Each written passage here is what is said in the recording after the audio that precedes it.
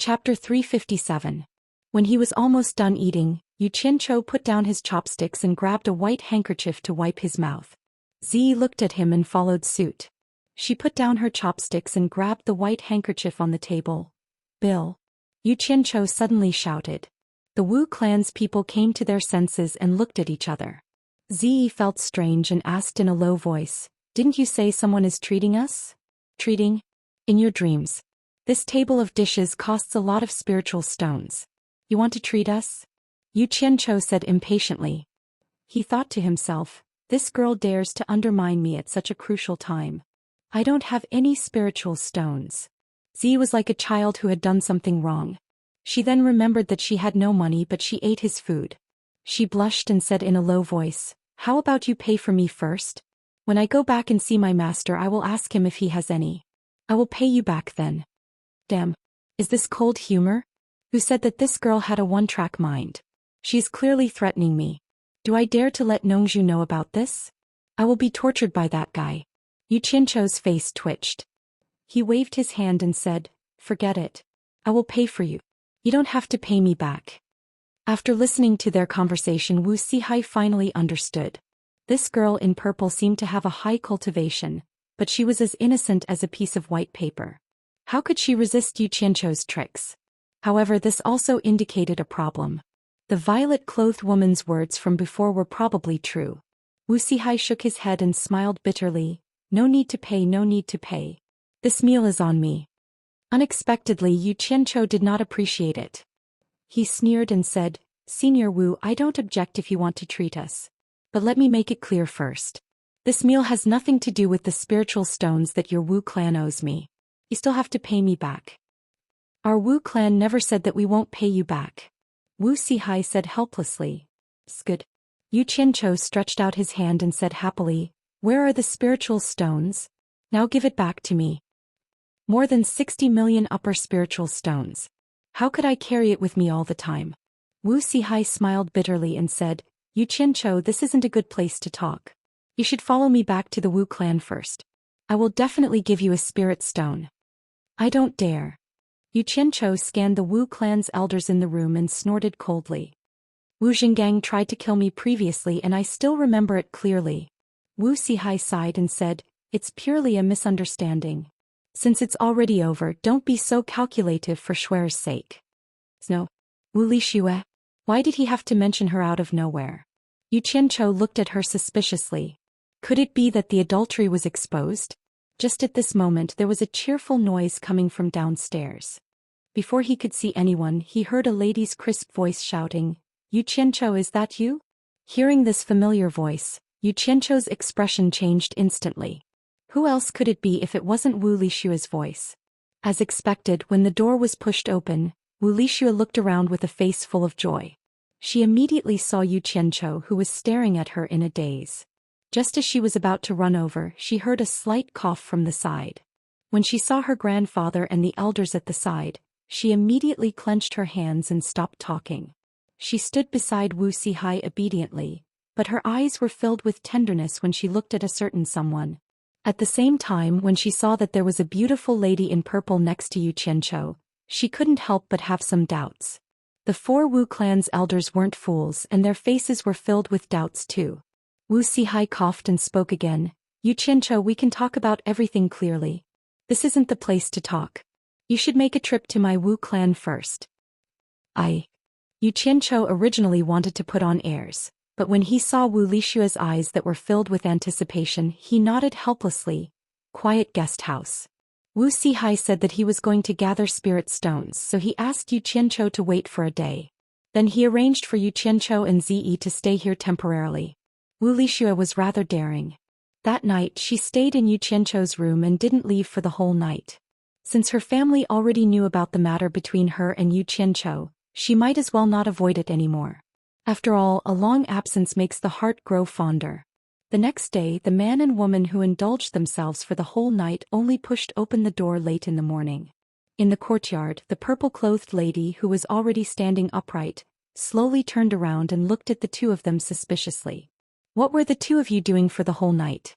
You didn't stop yelling." Wu Lixue's captivating redness immediately spread to her neck. she said in a low voice. I'll go back first. After that she quickly left. Yu Qianzhou immediately rolled his eyes at Ziyi and said, you won't understand even if I tell you. You'll understand when you yell endlessly. When he said that, Ziyi was even more confused.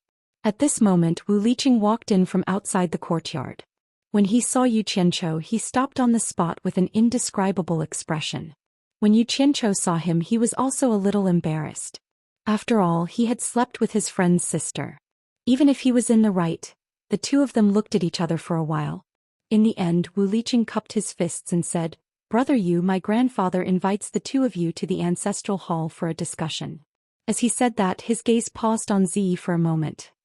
A hint of brilliance flashed in his eyes, and his originally tense expression gradually relaxed.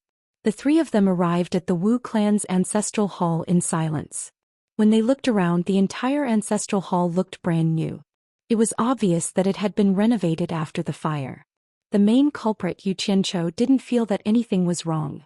What made him feel strange was that the Wu clan's ancestral hall, which never allowed women to enter, actually allowed Ziyi to enter. Inside the ancestral hall there were many people. Even the 4 clan heads were there. It was obvious that they had rushed here overnight. Yu Qianzhou squinted his eyes. The 6 elders in the main hall attracted his attention. 3 of them were the 3 experts at the final stage of the tribulation passing stage that day when he burned the Wu clan's ancestral hall. Seeing that Yu Qianzhou was staring at the 6 elders, Wu Xihai, who was in charge of this place, introduced them to him. It turned out that not only did the clan heads of the 4 clans come, but they also brought an elder at the final stage of the tribulation passing stage. The 3 elders that he knew were all elders of the Wu clan. The reason why the 4 clans rushed here overnight with such a huge lineup was naturally because they had received the news from Wu Xihai. Yu Qianzhou was most likely the direct disciple of the Wu clan's ancestor. When they heard this news, all the higher-ups of the 4 clans were shocked. The elders with the highest seniority followed the clan heads and rushed here overnight to confirm it. The reason why Wu Xihai delayed Yu Qianzhou for a day was because this was not just a matter of 1 clan but 4 clans. He needed to wait for the 4 clan heads to arrive. After both parties got to know each other, Wu Xihai solemnly said to Yu Qianzhou, Yu Qianzhou, I heard from this lady in purple yesterday that you are the direct disciple of the 4 clans' ancestor. Is what she said true? What do you mean, true or false? Yu Qianzhou looked around at everyone and sneered. You asked me to wait for you to gather spirit stones. I have already waited for a day. Where are my spirit stones? Not only did you blame me last time, you even tried to kill me to silence me. Do you want to do it again today? The atmosphere in the ancestral hall suddenly became a little awkward. Wu Xihai coughed and said, Yu Qianzhou, I will definitely give you spirit stones. It's just that there are some things I want to clarify with you. Damn it. He would only be at ease if he got the money. What happened last time would not happen again. Yu Qianzhou did not care so much. He spread out his hand and said, If you have anything to say, give me the money first. Ziyi's pretty face was also tense. She took a step forward and stood next to Yu Qianzhou. Because Yu Qianzhou said that the problem of money was related to Elder Bai's great trust, she now thought that gathering money was also part of her responsibility. Naturally, she had to support Yu Qianzhou. The 6 elders' eyes fell on Ziyi and their pupils shrank. Wu Zhen, the oldest elder in the Wu clan, suddenly said, Xihai, how many spirit stones do we owe him? Wu Xihai turned around and bowed, 68 million superior grade spirit stones. Wu Zhen said without hesitation, Give him 70 million now. Soon someone came with a storage bag. Wu Xihai handed the storage bag to Yu Qianzhou and said, Check it. In fact, it did not need to be so troublesome. Yu Qianzhou roughly scanned the storage bag with his divine sense and knew that it was almost the same. After putting the storage bag away, he looked at the crowd and suddenly sighed, It's not that I care about the spirit stones. It's just that I have a heavy responsibility and I need a lot of spirit stones. I'm sorry, everyone. Wu Xihai asked, I've given you the spirit stones. Can you answer my question now? Zai, why are you so obsessed? Do you know what it means to you? Yu Qianzhou smiled bitterly and said, I don't want to tell you some things because I don't want to implicate you. Otherwise, I'm afraid I won't be able to explain it to my master when I go back. Although he did not give a direct answer, the meaning of his words was very obvious. In the ancestral hall, everyone looked at Yu Qianzhou with a hint of respect. Wuxia asked. So, you admit that you're the great ancestor's personal disciple? Xianxia was shaking his head and sighing. He was about to answer when he saw someone running in quickly and reporting to Wuxia. Master, Daoist sect Master Luo Qingdun has personally come to Hat Island and wants to see the master. He wants to see Xianxia by name. Everyone's eyes turned to Xianxia. Daoist sect was the second-ranked sect in the Wuxia cultivation world. Its sect Master Luo Qingtian had a high status.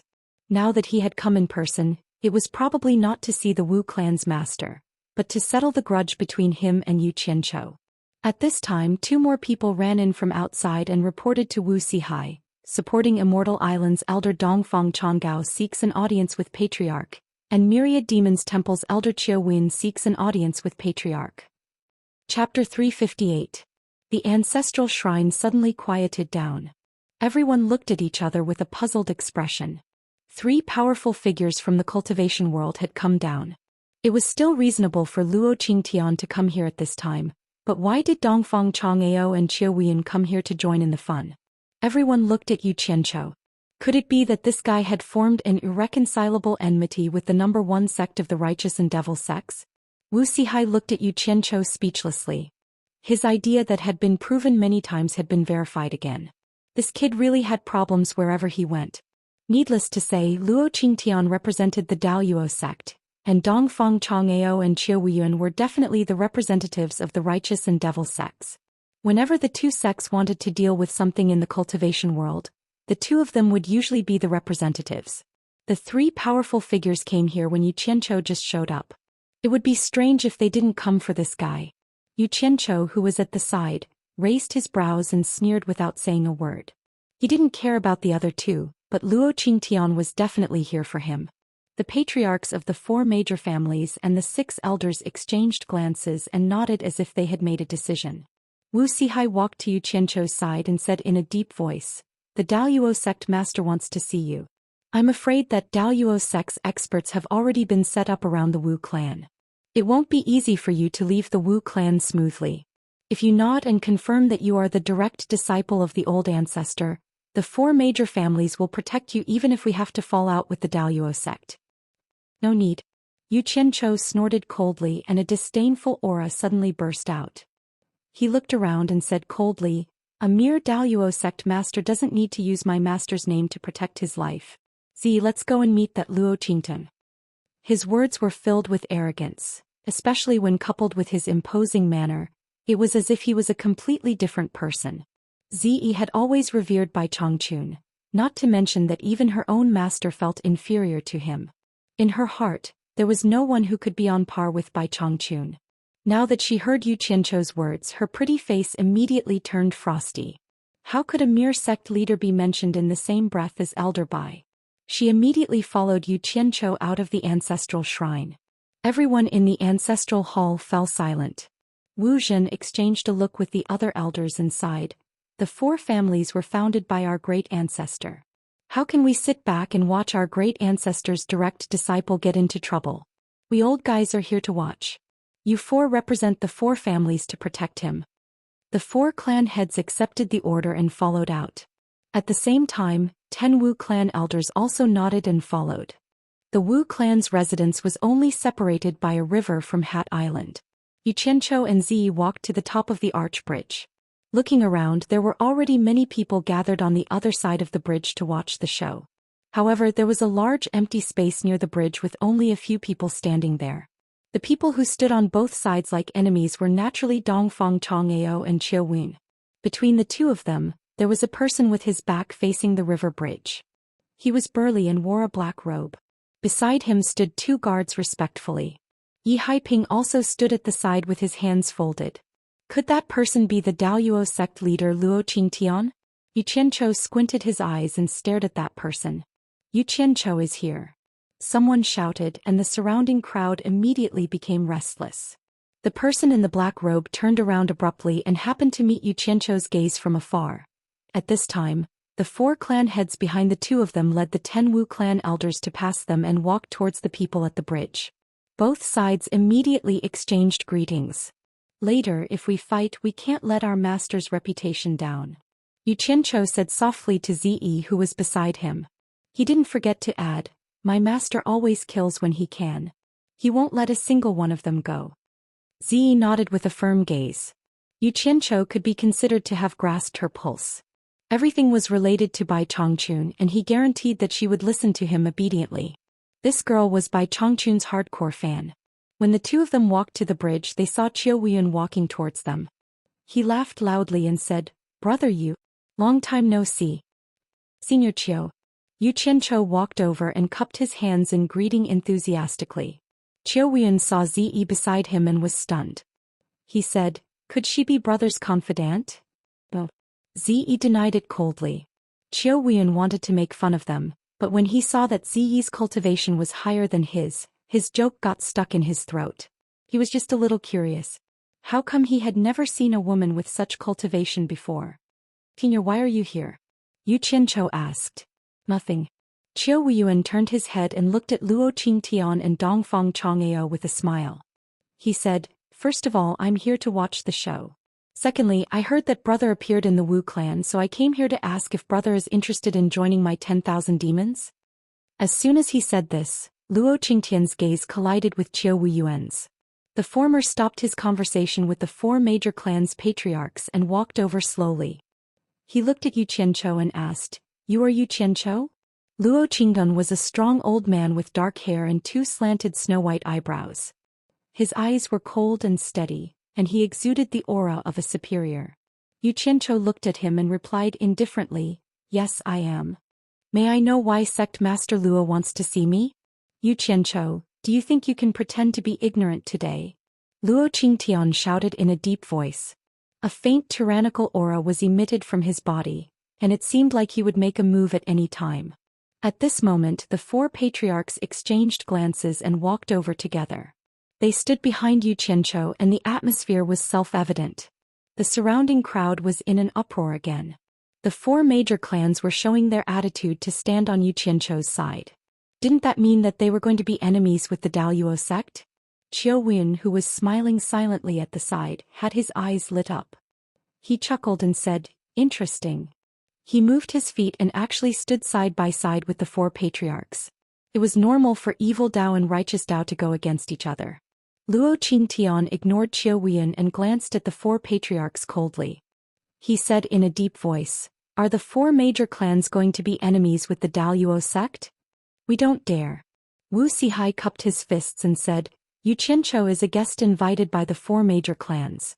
The four major clans will not let anything happen to the guest in our territory. It was very clear that the four major clans were going to protect Yu Qianchou today, even if it meant going against the Daoist sect. Luo Qingtian's snow-white brows pricked up, and the atmosphere instantly became tense. Dongfang Chang'eo walked over and said, China's cultivation world is in a crisis now, and it is time for us to defend against external enemies together. All the sects must not have internal strife. I will represent supporting Immortal Island to advise everyone to discuss this.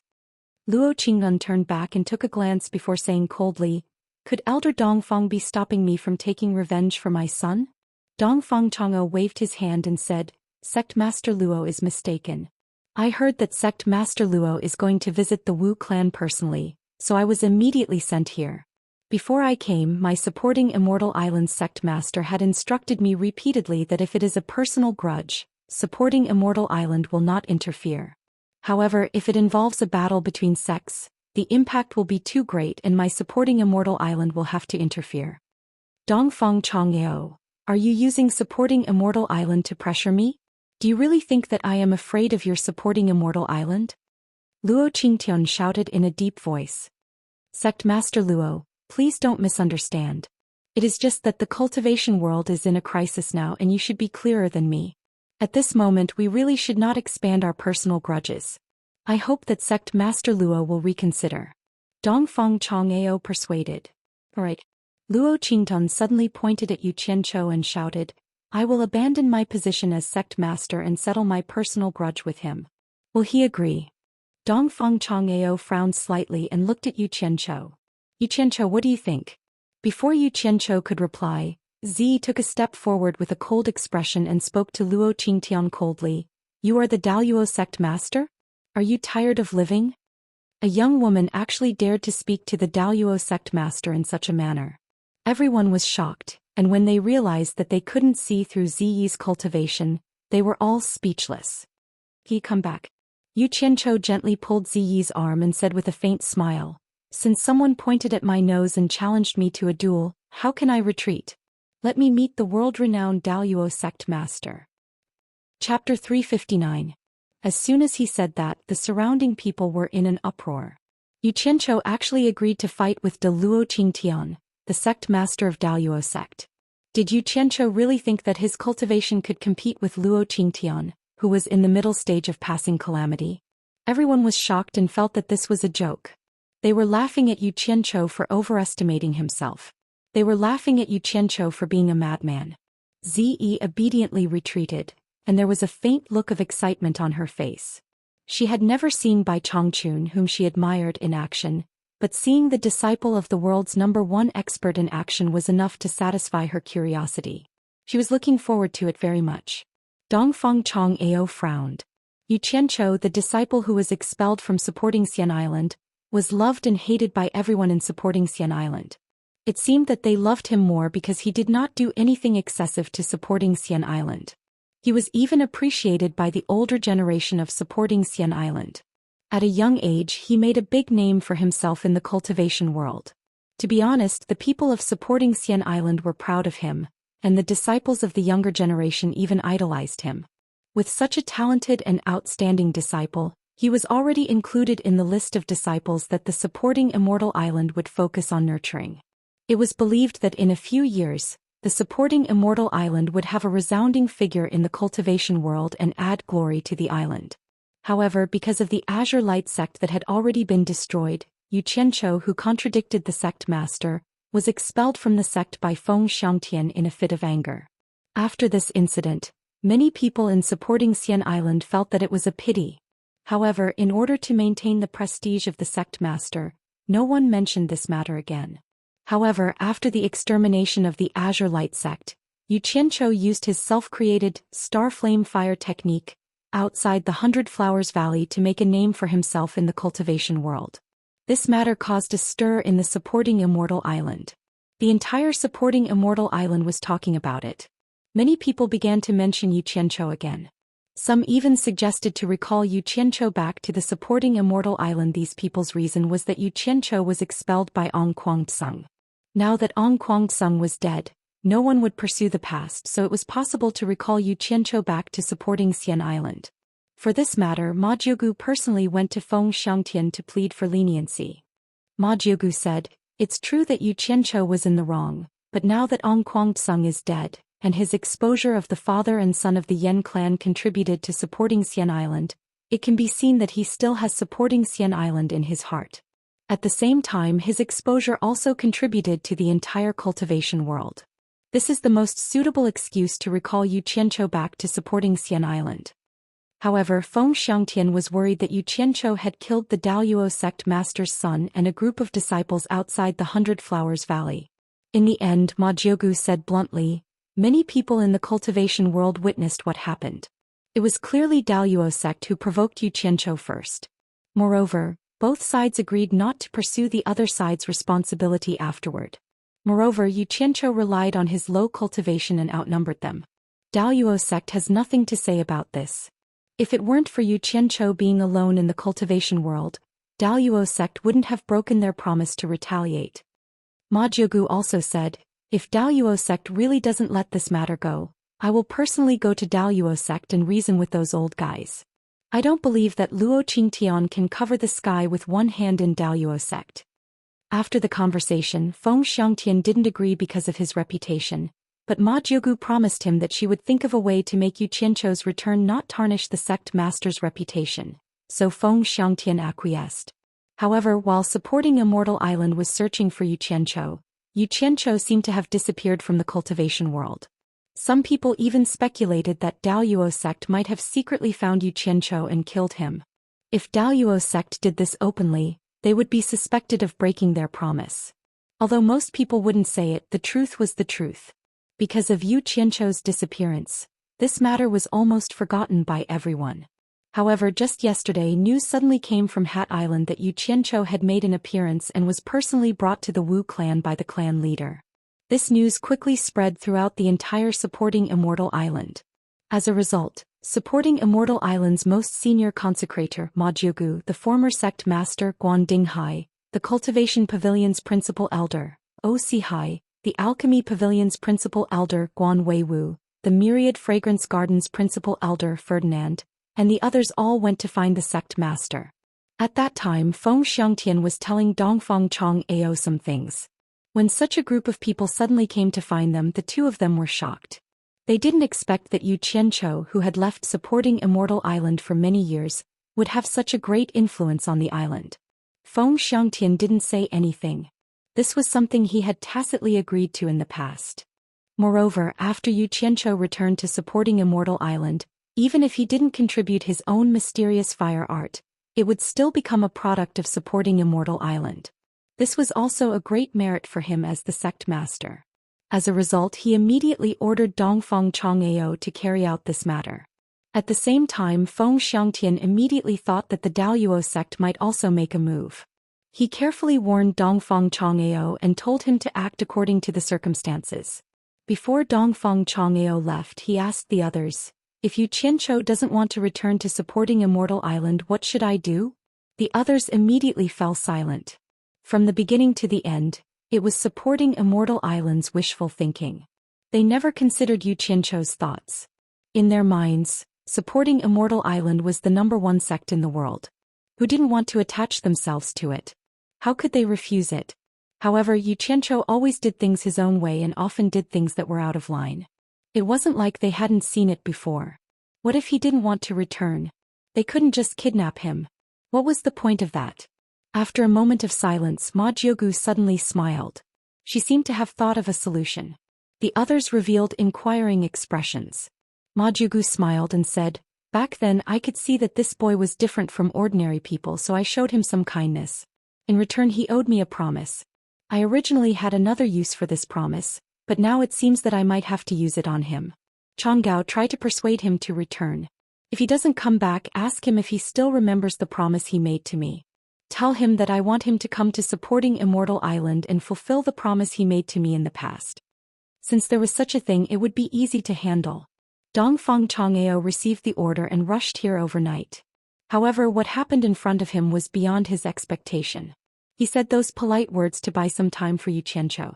As long as Yu Qianzhou agreed to return to supporting Immortal Island, he would have a way to bring Yu Qianzhou back to supporting Immortal Island.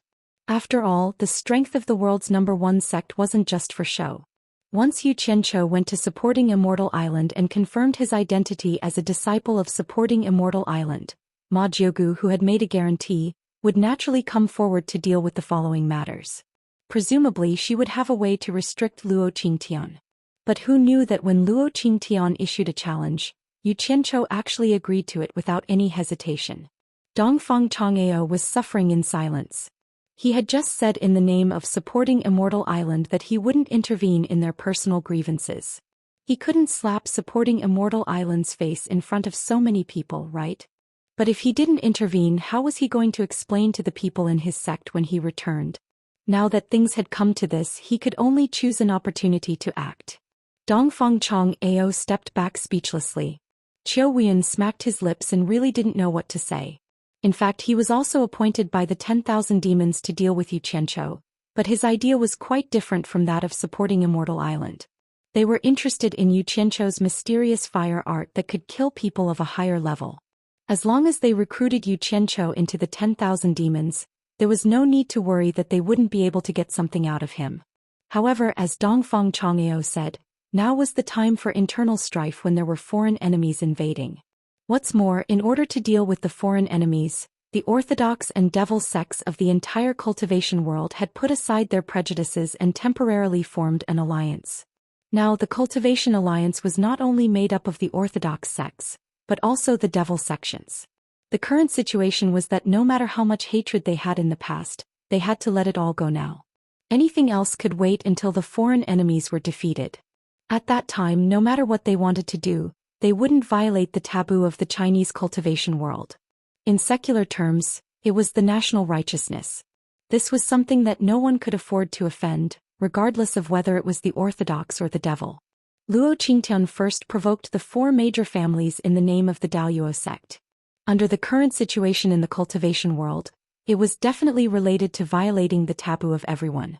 Qiu Wuyuan immediately stood on the side of the 4 major families without hesitation and took the opportunity to support Yu Qianzhou, who knew that once Dongfang Chang'eo intervened, the little lunatic Yu Qianzhou actually gave up the protection of the 4 major families and wanted to fight one-on-one with Luo Qingtian. Did he really think that Luo Qingtian was as easy to scare as Zhu Xian? Wasn't he courting death?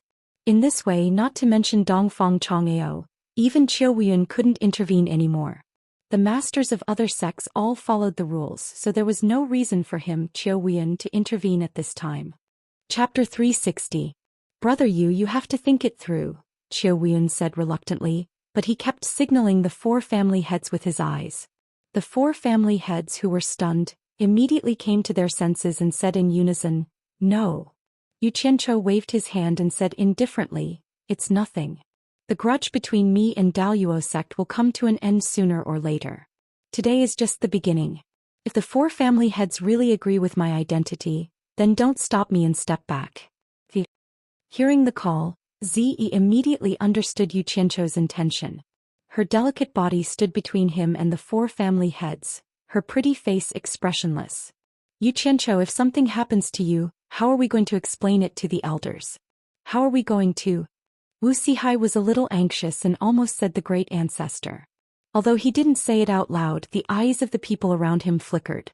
They were all secretly guessing just what kind of identity did Yu Qianzhou have for the 4 great clans to be willing to fall out with the Daoist sect just to protect him.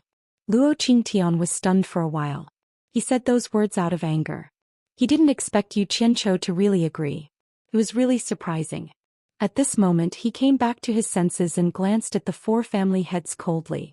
He snorted and said, "Although the Chinese cultivation world is being eyed by foreign enemies, if you 4 family heads provoke Daoist sect first, then don't blame us for not following the rules." He waved to the surrounding crowd and said, "My friends from the cultivation world, please bear witness." The surrounding cultivators immediately responded in unison. Luo Qingtian's status in the cultivation world was quite high. It was difficult for ordinary cultivators to even see him. Now they actually got to see him fight. Moreover, his opponent was the scum of the cultivation world, Yu Qianzhou. It was really a show to watch. As for Yu Qianzhou's twisted name, no one knew if he had done something shameless or if someone was jealous of his reputation. No one knew when it started to spread. In any case, even if it didn't fit the facts, everyone still called him that. The 4 great clan heads frowned deeply as they exchanged glances. They were still hesitant. Yu Qianzhou stared at Luo Qingtian and said faintly, "This is a personal matter between me and the Daoist sect. It has nothing to do with the 4 major families. Can you please step aside?" Ziyi stared at the 4 of them expressionlessly. Since it had come to this, the 4 of them had nothing to say. They shook their heads helplessly and moved to the side.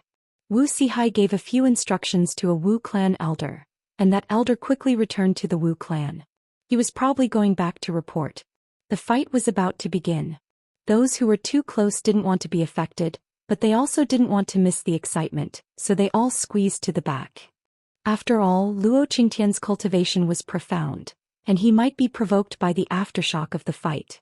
Moreover, Yu Qianzhou's star flame fire technique wasn't easy to deal with. However, everyone didn't want to retreat too far away so that they couldn't see clearly, so many people simply flew to the roof to watch. The huge area was quickly emptied to the 2 of them. Only Dongfang Chang'eo and a few others who were confident in their cultivation and weren't afraid of being affected didn't retreat too far. Yu Qianzhou and Luo Qingtian looked at each other, and a storm was brewing. After waiting for a while, Luo Qingtian's eyes actually showed a hint of appreciation to Yu Qianzhou. He couldn't see any panic or fear from Yu Qianzhou. Among the younger generation, there were very few people who dared to face him like this. Just this courage alone was not something ordinary people could compare with. He didn't know that ever since Yu Qianzhou followed by Changchun, his vision was no longer the same as before. After staying with people at Bai Changchun's level for a long time, he didn't even care about the Demon King and the Ghost King, who were equivalent to the final stage of the passing calamity stage. How could he take a middle stage of the passing calamity stage seriously, let alone be afraid of him. At this moment Luo Qingtong suddenly said, "You Qianzhou, you really live up to your reputation. You are a courageous person, but I don't understand. Why do you repeatedly go against my Daoist sect and even kill my only son?" Sect leader Luo must have made a mistake. It's not that I, Yu Qianzhou, repeatedly go against your Daoist sect. It's that your Daoist sect has repeatedly bullied others because of your great power, Yu Qianzhou replied coldly. Luo Qingtong raised his white eyebrows and said rather conceitedly, "I am confident that I have strict restrictions on my disciples. How can you say that I am bullying others?" Strict restrictions? What a joke. Yu Qianzhou sneered. "When I first entered the cultivation world, my master Ong Kwangtsung happened to obtain a spiritual herb called the rainbow lingji mushroom. Unfortunately, he ran into someone from your Daoist sect. In the end, not only did your disciple snatch the spiritual herb, but he also didn't let his master go. Once my master died, I ended up wandering around. Is this what you mean by strict restrictions? Secondly, you did not teach your son well and allowed him to cause trouble. Your son, Luo Xiaohan, actually forced Yu Qianzhou's woman to drink with him in public. Do you think I should teach him a lesson? How can you say that I am going against your Daoist sect? In the 100 Flowers Valley, your son repeatedly provoked me and forced me to fight him. That's why I killed him. Do you want me to let him kill me? I'm not making things up. Many people have seen it with their own eyes. Why is it that you, sect leader Luo, say that I am going against your Daoist sect time and time again? If I ran into one incident, it could be said that it was a coincidence, but I ran into them one after another. Could it be that the Luo sect is as strict as sect master Luo said? When it came to reasoning, Yu Qianzhou's mouth had never been afraid of anyone. As soon as he opened his mouth, he listed out the exalted sect's crimes in front of everyone in the cultivation world. It was as if he had been persecuted by the exalted sect. When Ziyi looked at Yu Qianzhou, her beautiful lips moved. She thought to herself, "It turns out that master doesn't know everything. Maybe there are other secrets to the other incidents." Hearing this, Luo Qingtian's white eyebrows trembled slightly. He turned around to look at Yi Haiping and the other Daoist sect disciples with a sharp gaze. Those people's eyes were dodging his gaze in fear. It seemed that there were secrets in what Yu Qianzhou said that even Luo Qingtian, the sect leader, didn't know. It's meaningless to say more. I will avenge my son's death. Luo Qingtian turned around and said after a pause, "In order to prevent people from saying that I'm a bully, I'll let you have 3 moves first. If you can withstand 100 moves from me and stay alive, I promise that the grudge between you and Daoist sect will be written off. Daoist sect and I will not cause any trouble for you in the future. Do you think that's fair?" Dongfang Chonggao and Qiu Wuyuan's eyebrows twitched. In their opinion, although it was almost impossible for Yu Qianzhou to last more than 100 moves against Luo Qingtian had more or less given Yu Qianzhou a way out. It was not certain that Yu Qianzhou would not stop until he was dead. It seemed like Yu Qianzhou's words were effective. The crowd began to discuss among themselves. "Even if you don't cause trouble for me, I'll still cause trouble for Daoist sect sooner or later." Yu Qianzhou said indifferently, "Since it's to end the grudge, there's no such thing as fairness or unfairness. I, Yu Qianzhou, will not appreciate sect leader Luo's kindness. You make the first move. After 3 moves, I won't show mercy." Luo Qingtian's white eyebrows relaxed and he said loudly, "Let me experience Yu Qianzhou's star flame fire technique. I won't let you down." Yu Qianzhou snorted coldly. He turned around and walked toward the bridge. As he walked, he said, "It's better for us to end our grudge on this 100-meter-long river, lest the shops nearby suffer." The river was 100 meters wide and the bridge was also 100 meters long. The water flowed slowly under the bridge. Just as Yu Qianzhou walked to the center of the arch bridge, he suddenly heard the sound of wind breaking. He quickly turned around and saw Luo Qingtian shooting over like a phantom. In an instant he stood 2 to 3 meters away. Yu Qianzhou was slightly surprised. What a fast speed. It was almost as fast as teleportation. His sharp eyes under his white eyebrows were overflowing with battle intent. Luo Qingtian said in a deep voice, "Let's do it." The surrounding gazes immediately focused on the bridge. Many people saw the 2 of them on the bridge, so they crowded to the bridgehead to watch. Yu Qianzhou didn't hold back. He swung his sleeves toward the sky and hundreds of green flying swords shot out from his sleeves. They circled around him. Luo Qingtian's eyes flashed. What a strange flying sword. What a beautiful sword technique. Before he finished speaking, dozens of flying swords turned into green lights and shot over at lightning speed. Luo Qingtian shouted, "One move." He turned into a shadow and flew up from the bridge, barely avoiding the flying sword that was shot at him. Yu Qianzhou made a hand seal and the flying swords quickly turned back. They merged with all the other flying swords and shot into the sky, chasing after Luo Qingtian. A shout came from the sky. 2 moves.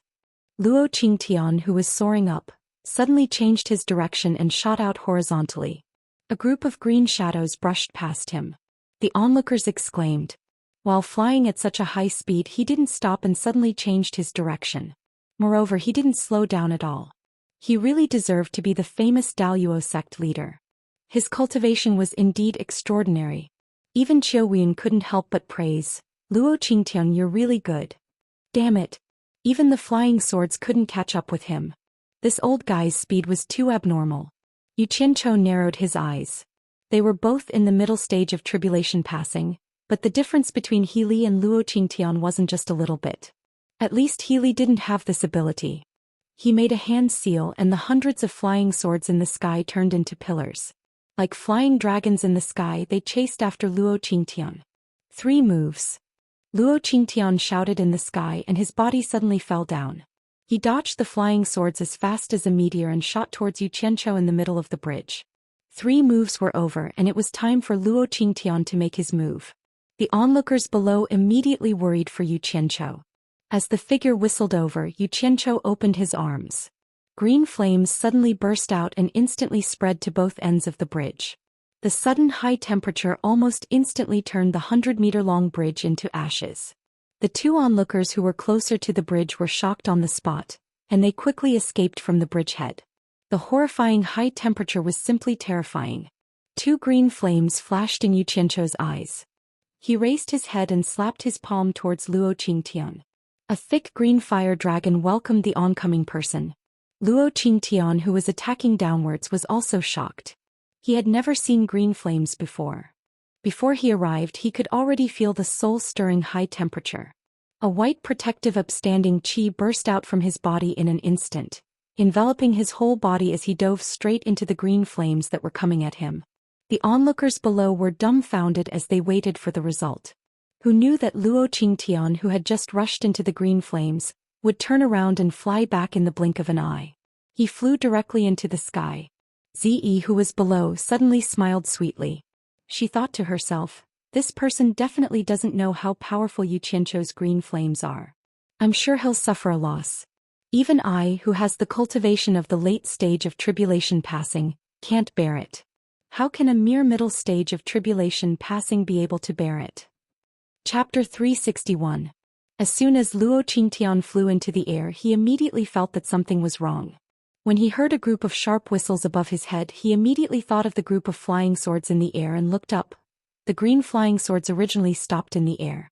At this time, the green shadows poured down and finally seized the opportunity to vent their shame. They shot toward Luo Qingtian, who was in the protective aura like a storm. Such a thrilling attack scene made a lot of people below worry for Luo Qingtian. With the protective aura on his body, he definitely couldn't escape as fast as before.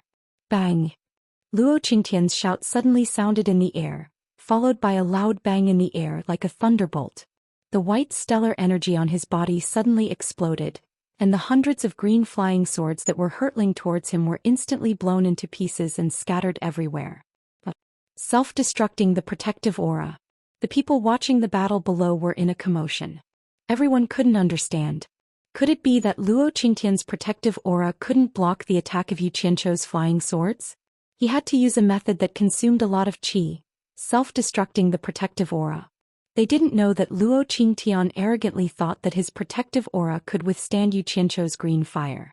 Who knew that when he rushed into the sea of fire, he found that it was not what he thought. The temperature of the green fire was so high that it almost broke his protective aura on the spot. He was immediately shocked.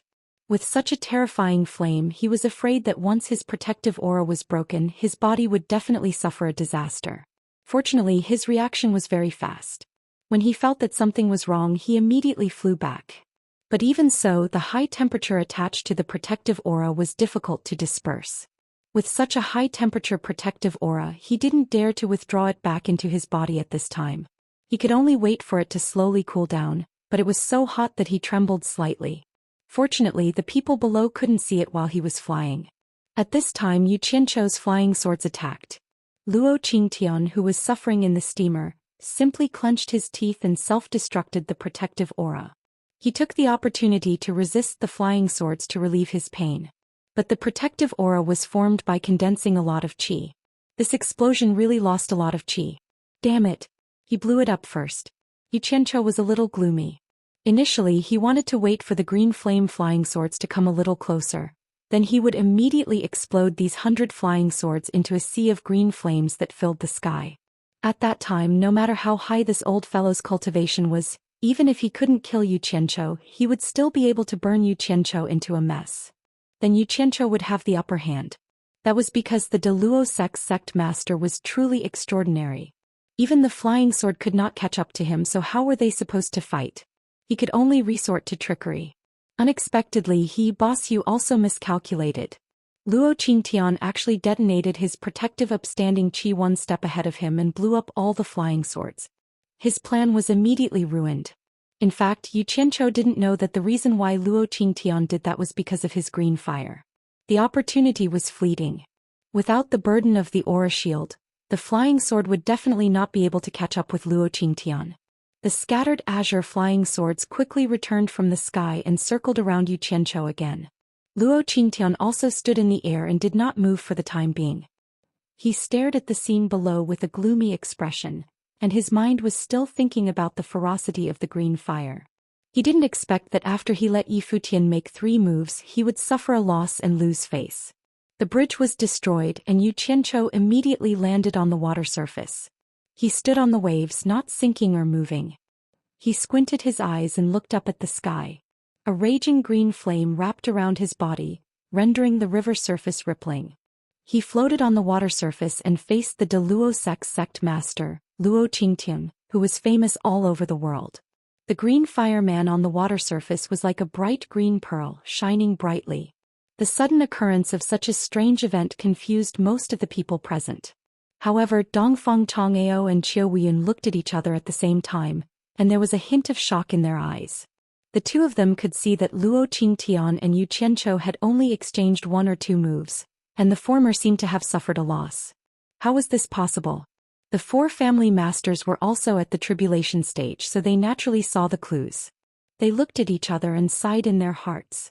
The direct disciple of the ancestor was indeed extraordinary. No wonder he had the confidence to challenge the Daluo sect master alone. This is the Starflame Fire technique? Luo Qingtian's voice came from the sky. Yes. Yu Qianzhou replied firmly and proudly. Do you dare to come up and fight? Luo Qingtian's voice came again. Yu Qianzhou, who was in the blue fire, shook his head and said loudly, Sect Master Luo, you think too highly of me, Yu Qianzhou. Whether it is cultivation or speed, I am far inferior to you. If I come up to the sky, I will only be beaten. It is better for me to stay on the ground and deal with the changes. Luo Qingnan was silent for a while, then he nodded and said, again. Then he swooped down and shouted, Daluo Mountain Splitting Palm. A gust of wind blew in the sky.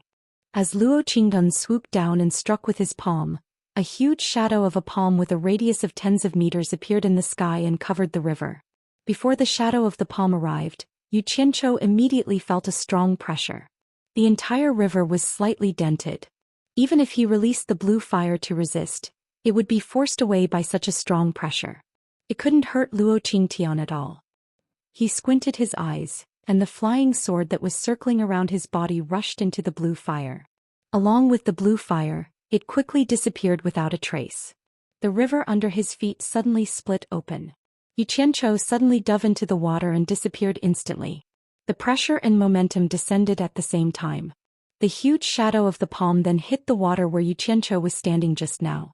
With a loud bang, a huge wave exploded in the river, accompanied by a strong airflow that spread in all directions. Many people who were watching the battle at the side quickly escaped, but there were also many people whose cultivation was too low. They couldn't escape in time and were suddenly washed away by the sudden flood. This was the price of watching a show. Many shops near the river were immediately destroyed. When the water passed, there were fish jumping everywhere on the ground. Of course, cultivators like Dongfang Zhangao immediately released their protective upstanding qi, which acted like a pillar in the middle of a raging river, withstanding the sudden attack of the flood. Luo Qingtian stopped at a low altitude. His sharp eyes under his white eyebrows were like torches, and he quickly looked down. The power of his palm instantly made a section of the river dozens of meters deep to see the bottom, and then the water violently converged and flowed again. This moment was enough for him to see the situation below clearly, but there was no Yu Qianqiu under the water.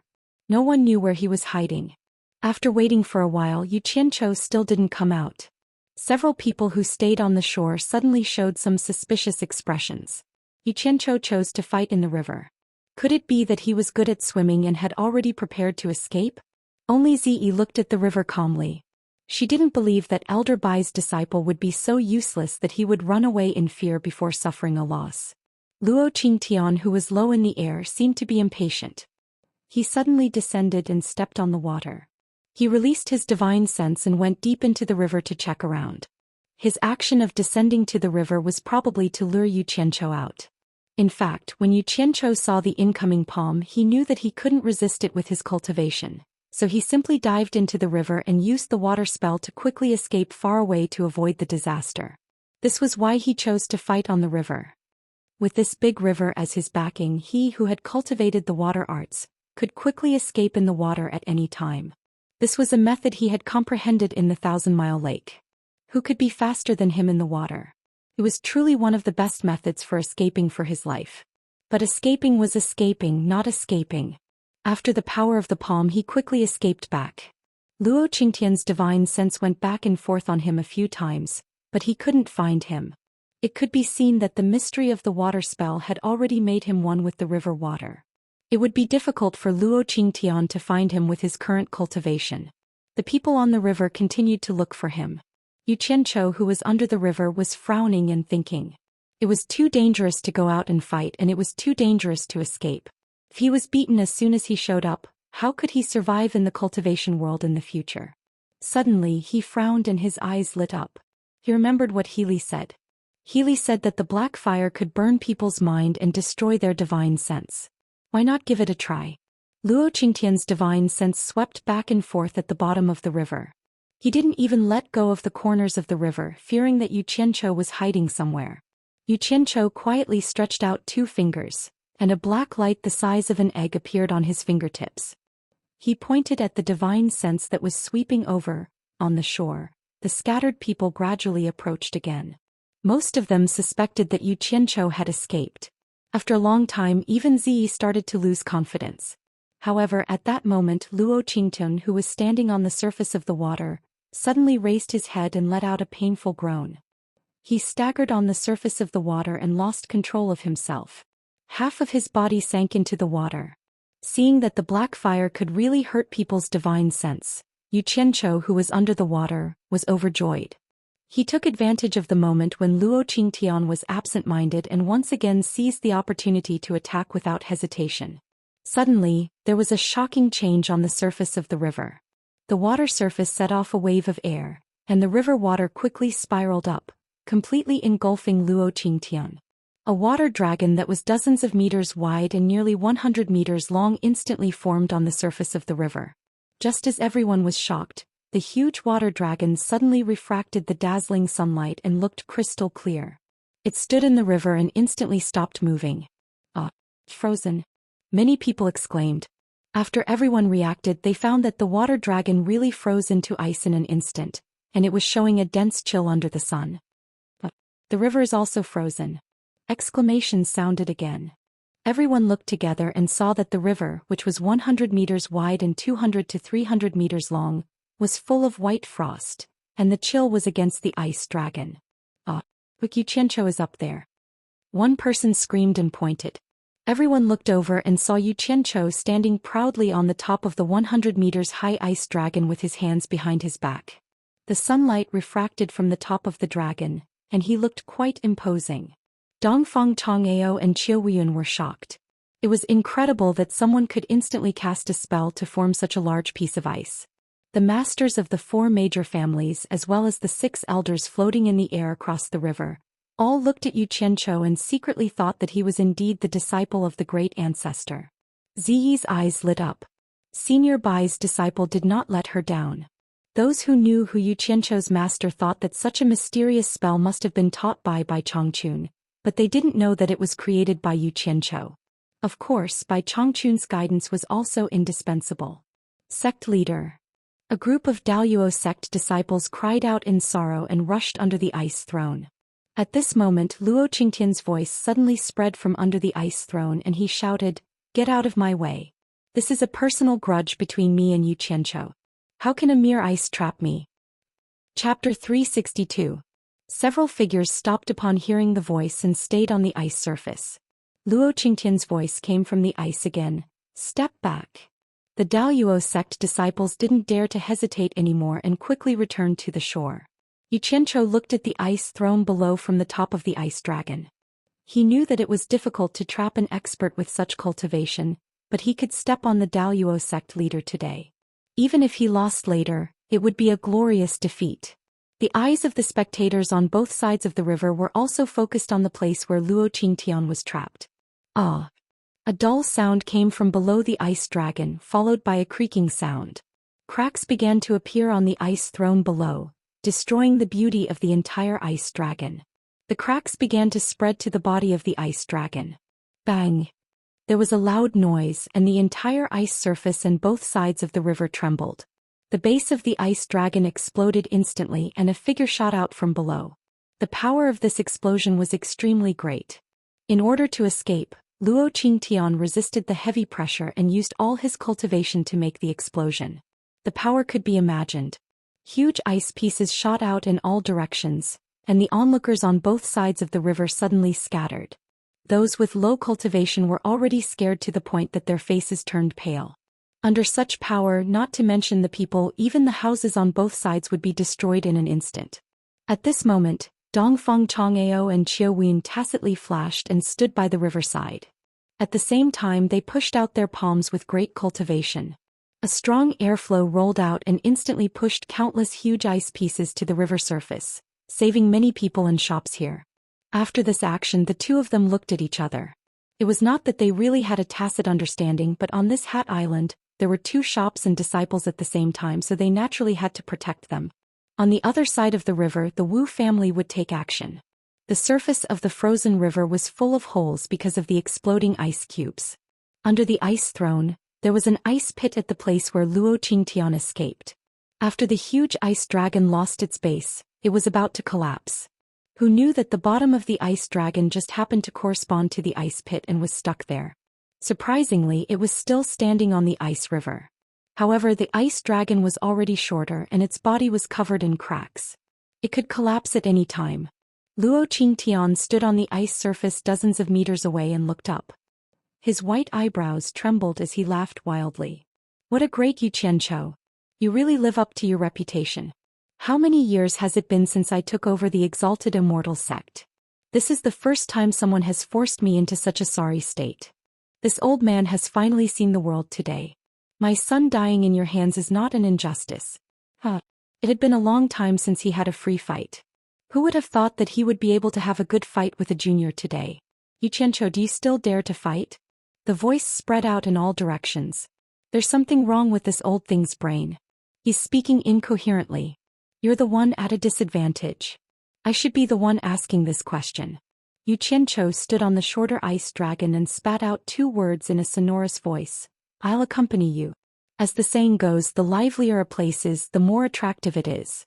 Once you look, there will be something interesting to watch, and the people who have dispersed will return to the shore without fear of death. Sir, come." Luo Qingtian stretched out his hand towards the shore and shouted.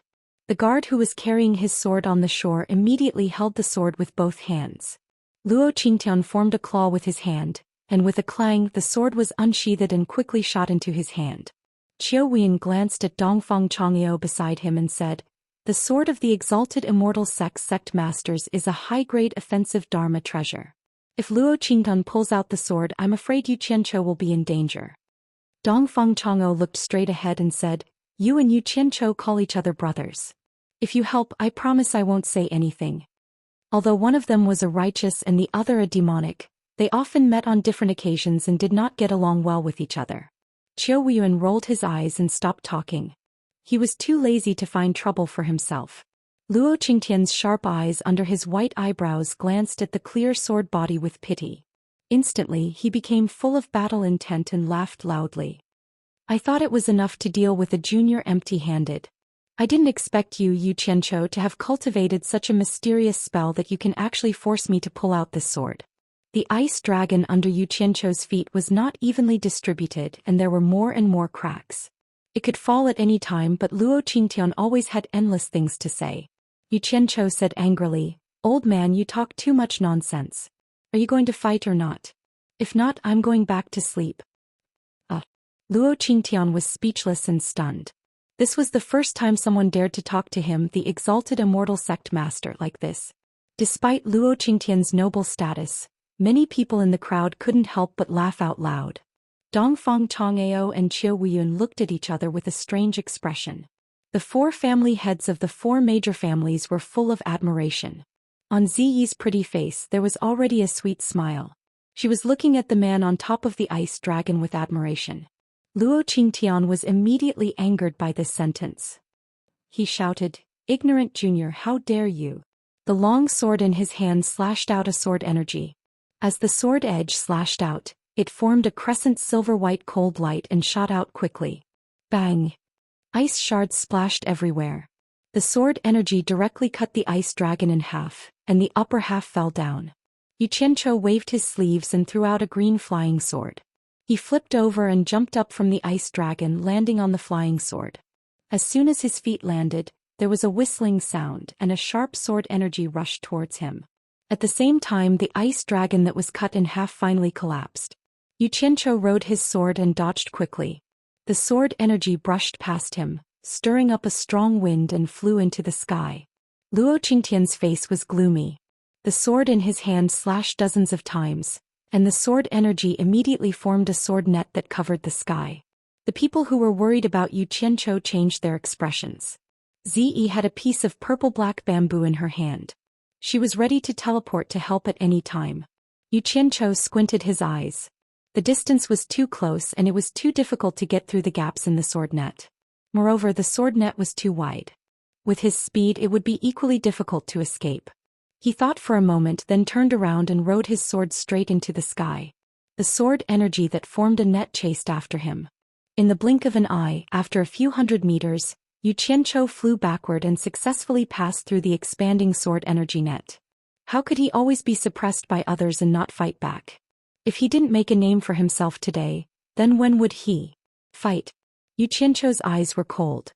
He shouted, "Hi!" and opened his arms as if he was summoning something between heaven and earth. The group of people below was glad that he was out of danger. When they saw him doing this again, they were wondering what he was going to do. Suddenly their expressions changed. In an instant the sky darkened. The water rippled in the sky and the range was a few hundred meters. It was right above Yu Qianzhou's head. Yu Qianzhou opened his arms and stared down fiercely. What is going on? There was a cry of surprise from below. A lake actually appeared in the sky out of nowhere. Dongfang Chang'ao and Qiu Weiyun looked at each other and said in surprise, "Water spell." Ziyi's eyes sparkled. She felt that it was a worthwhile trip to see such a mysterious spell. The people from the four major families all opened their mouths and looked at the sky in disbelief. "Hi!" Yu Qianzhou shouted again. He raised his arms in the air and turned. A large area of water in the air gradually rotated. It rotated faster and faster like a tornado in the air. The momentum was really amazing. Now he finally understood what his master had said. He could control the source of heaven and earth, so it was indeed easier for him to use some techniques. Otherwise, with his own cultivation, he would not be able to withstand such a large pool of water in the air, let alone control it. Luo Qingtian looked at the sky and his pupils shrank. He also didn't understand what Yu Qianzhou was going to do. He couldn't drown himself with a pool of water, right? Go! Yu Qianzhou pointed his finger at Luo Qingtian below. The water whirlwind above his head immediately shot out water arrows. When they passed by Yu Qianzhou, They immediately turned into ice thorns with cold light whistling down. "Oh my god! What kind of spell is this?" someone below exclaimed. Dozens of ice thorns flew over rapidly. Luo Qingtian did not care about these things. He was afraid that Yu Qianzhou had made such a big commotion, so he should not only have these tricks up his sleeves. He dodged it immediately. Tut tut tut. Dozens of ice thorns pierced deep into the ice and some of them were smashed into pieces. However, what followed was not just dozens of ice thorns but hundreds of them. Luo Qingren shouted, "Is this all you've got?" He didn't dodge anymore. The long sword in his hand stirred up sharp sword qi in the air. In an instant, ice chips flew everywhere, and they were reflected by the sunlight into a colorful and dazzling scene. Yu Qianzhou seemed to be addicted to it. The ice thorns flew wildly, as if he wouldn't be satisfied until he squandered the pool of water above his head. Indeed, no matter how much water there was, it couldn't be squandered like this. Everyone didn't understand why he was doing such a useless thing. He really couldn't do anything to Luo Qingtian. Looking around, the sky above the river was shrouded by the enchanting colors of the ice dust and sunlight, and the sound of the sword qi breaking the ice was endless. The water in the sky was exhausted, and with the last wave of ice thorns, hundreds of green flying swords suddenly appeared around Yu Qianzhou, protecting him as he rotated like a cone. He carried the flying swords and followed the last wave of ice thorns, shooting towards Luo Qingtian below. Everyone immediately realized that the previous big movement was just a cover-up. It seemed that the final killer move was still on this weird flying sword. The Daoist sect disciples were afraid that the sect leader would be blinded by the ice dust and suffer losses. One of them exclaimed, "Be careful, sect leader, it's a trap." As soon as he said that, Dongfeng Chang'ao and Qiu Wuyun glared at that person, and that person immediately shut up. Luo Qingtian was alert when he heard that. He vaguely saw a green shadow shooting towards him from the sky, and immediately thought of the terrifying green fire. He kept his long sword and quickly dodged. But it seemed a little late. "I didn't manage to blow you up last time, so I have to let you have a taste of it this time." Yu Qianzhou smiled sinisterly and rushed into the ice dust with the flying sword. Bang bang bang. The green fire flying sword immediately exploded into a sea of green fire. The green fire spread and the ice dust on the river immediately dissipated. Luo Qingtian's speed was really fast. In the blink of an eye, he rushed out of the sea of green fire and flashed into the air. However, his appearance had changed drastically. It was not an exaggeration to say that he was in rags. His coat was burnt, his shoes and trousers were gone, and the few rags on his body were also burnt black. His hair was burnt short, especially that pair of beautiful white eyebrows. It was such a pity. Fortunately, Yu Qianzhou did not intend to harm the innocent. There were still many people on both sides of the river watching against the high temperature. However, Luo Qingtian's appearance in the air almost made everyone's jaws drop. Was this still the Daoist sect leader with an extraordinary aura? "Yu Qianzhou, how dare you trick me?" Luo Qingtian shouted furiously in the air. "Faster thief! You still managed to escape like this?" Yu Qianzhou looked at the sky in shock.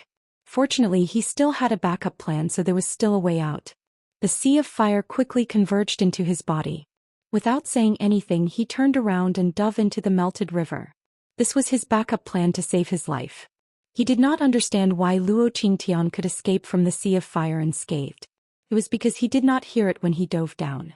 If Luo Qingtian was not reminded by his disciples, he would have suffered a great loss. Chapter 363. After Yu Qianzhou went into the water for a few meters, he knew that he was in trouble and immediately fled in panic. Although the power of the green fire was great, the time it appeared was too short. Only the top few meters of the frozen river had melted, and the bottom was still solid ice. It could only be blamed that the environment of this era was too good.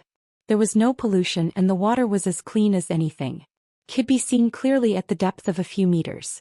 In addition, with the ice at the bottom of the water as a foil, every move of Yu Qianzhou underwater was seen by Luo Qingtian, who was above. This made Luo Qingtian feel strange. Why was he able to see that brat without using his divine sense? Luo Qingtian was slightly stunned, but he immediately understood. He chuckled and chased after Yu Qianzhou in his ragged clothes. He quickly blocked Yu Qianzhou's path and held his sword high with both hands. The sword in his hand turned into a huge sword shadow and fiercely slashed toward the river. Bang! There was a loud sound. The river was slashed by a white chain, and a water curtain that was hundreds of meters long and tens of meters high exploded. The people on the shore couldn't see the situation at the bottom of the river because of the different angle. When they saw Luo Qingtian's crazy action, they were all confused. The sound transmission effect in the water was not bad. It made Yu Qianzhou dizzy. The huge undercurrent that surged from the bottom of the river immediately rolled him back. He didn't think much and retreated more than 10 meters. His body lit up with green fire and he directly turned into ice and drilled into the layer of ice. Luo Qingtian chased after him again and was stunned again. There was a green lantern-like ball of light in the layer of ice below. It was really eye-catching. He couldn't help but laugh and said, "Yu Qianzhou, let's see where you can escape to this time." He ran to the front and raised a huge sword shadow to slash down. When the water splashed down, Luo Qingtian actually drilled into the water along with the splashes. Dongfang Tongao and Qiu Wuyun rose into the air at the same time. When they saw the big green lantern at the bottom of the river, they immediately understood everything. The two of them looked at each other and cursed in their hearts. What was the difference between this brat and burying his head in the sand? There was a huge wave on the surface of the river, and a layer of ice as wide as the river emerged from the bottom of the river. It turned out that Luo Qingtian had moved the ice that was stuck to the bottom of the river. The buoyancy of the ice layer was great, and it immediately floated when it was removed from the bottom of the river. In the big ice that was 100 meters in length and width, there was a shining green shadow swimming around. They didn't need to guess to know that it was Yu Qianzhou. Luo Qingtian was deliberately making a fool of Yu Qianzhou. He wanted to use this method to regain some face. The shining green light in the ice suddenly disappeared as if Qianzhou felt. Yu Qianzhou suddenly realized that the ice and you had Yu Qianzhou. The flickering cyan light in the ice suddenly disappeared, as if it had sensed the arrival of danger. Just now, when the ice was shaking, Yu Qianzhou had felt that it was strange. He had accidentally discovered that he could vaguely see the sun in the sky. It was impossible for this to happen underwater. His heart suddenly sank and he felt that something was wrong. The green fire quickly disappeared and he immediately realized that the whole space of the ice layer was bright. Needless to say, with the basic knowledge from his previous life, he immediately judged that the ice layer had surfaced. The word, danger, immediately appeared in his mind. Luo Qingtian saw that the green light in the ice disappeared and he paused for a moment. He immediately waved the huge sword shadow without hesitation, and slashed at the place where the light was. Suddenly, a green flame broke through the ice layer and burned fiercely. The huge sword shadow was a shadow formed by sword qi, so it was not afraid of the green fire. It immediately broke through the green fire and with a loud bang, it directly cut the big ice layer with a radius of 100 meters into two. The people who were concerned about Yu Qianzhou immediately turned pale. They didn't know what happened to him. Zi bit her lips tightly. She firmly believed that Elder Bai's disciple would definitely not get into trouble so easily. Luo Qingtian retracted his sword qi, held the sword and stood steadily on the shaking ice layer. His pair of sharp eyes looked around. Before confirming that Yu Qianzhou was dead, he didn't dare to release his divine sense to scan again. He didn't know what strange method Yu Qianzhou used to damage his divine sense. That feeling was simply unforgettable. Otherwise he wouldn't have been frozen by Yu Qianzhou. At this moment in the shaking ice layer, a figure dragged two black shadows and shot out from not far in front of Luo Qingtian. At some point Yu Qianzhou had pulled out two strange-looking sabers. The sabers were 2 meters long and half a meter wide. They were black and shiny and they didn't look like anything out of place. Not many people would be able to tell what style they were. Yu Qianzhou didn't care what style it was as long as it was convenient to use. These two swords were suppressed by him using black fire. They imitated the style of the machetes used in his previous life, but they were enlarged a lot. However, the grip area wasn't enlarged, so it looked a little out of place. This sword was taken from the netherworld fire sea. I don't believe it's useless. Yu Qianzhou roared in his heart. He jumped down from the sky and slashed at Luo Qingtian with the machetes in his hands. Such a big sword made Luo Qingtian slightly stunned. He flipped his hand and a silver-white sword qi shot out, attacking the two big swords that were slashing at him. Swoosh swoosh. The two big black swords cut through the sword qi as if they were cutting a piece of paper. Luo Qingtian and Yu Qianzhou were stunned.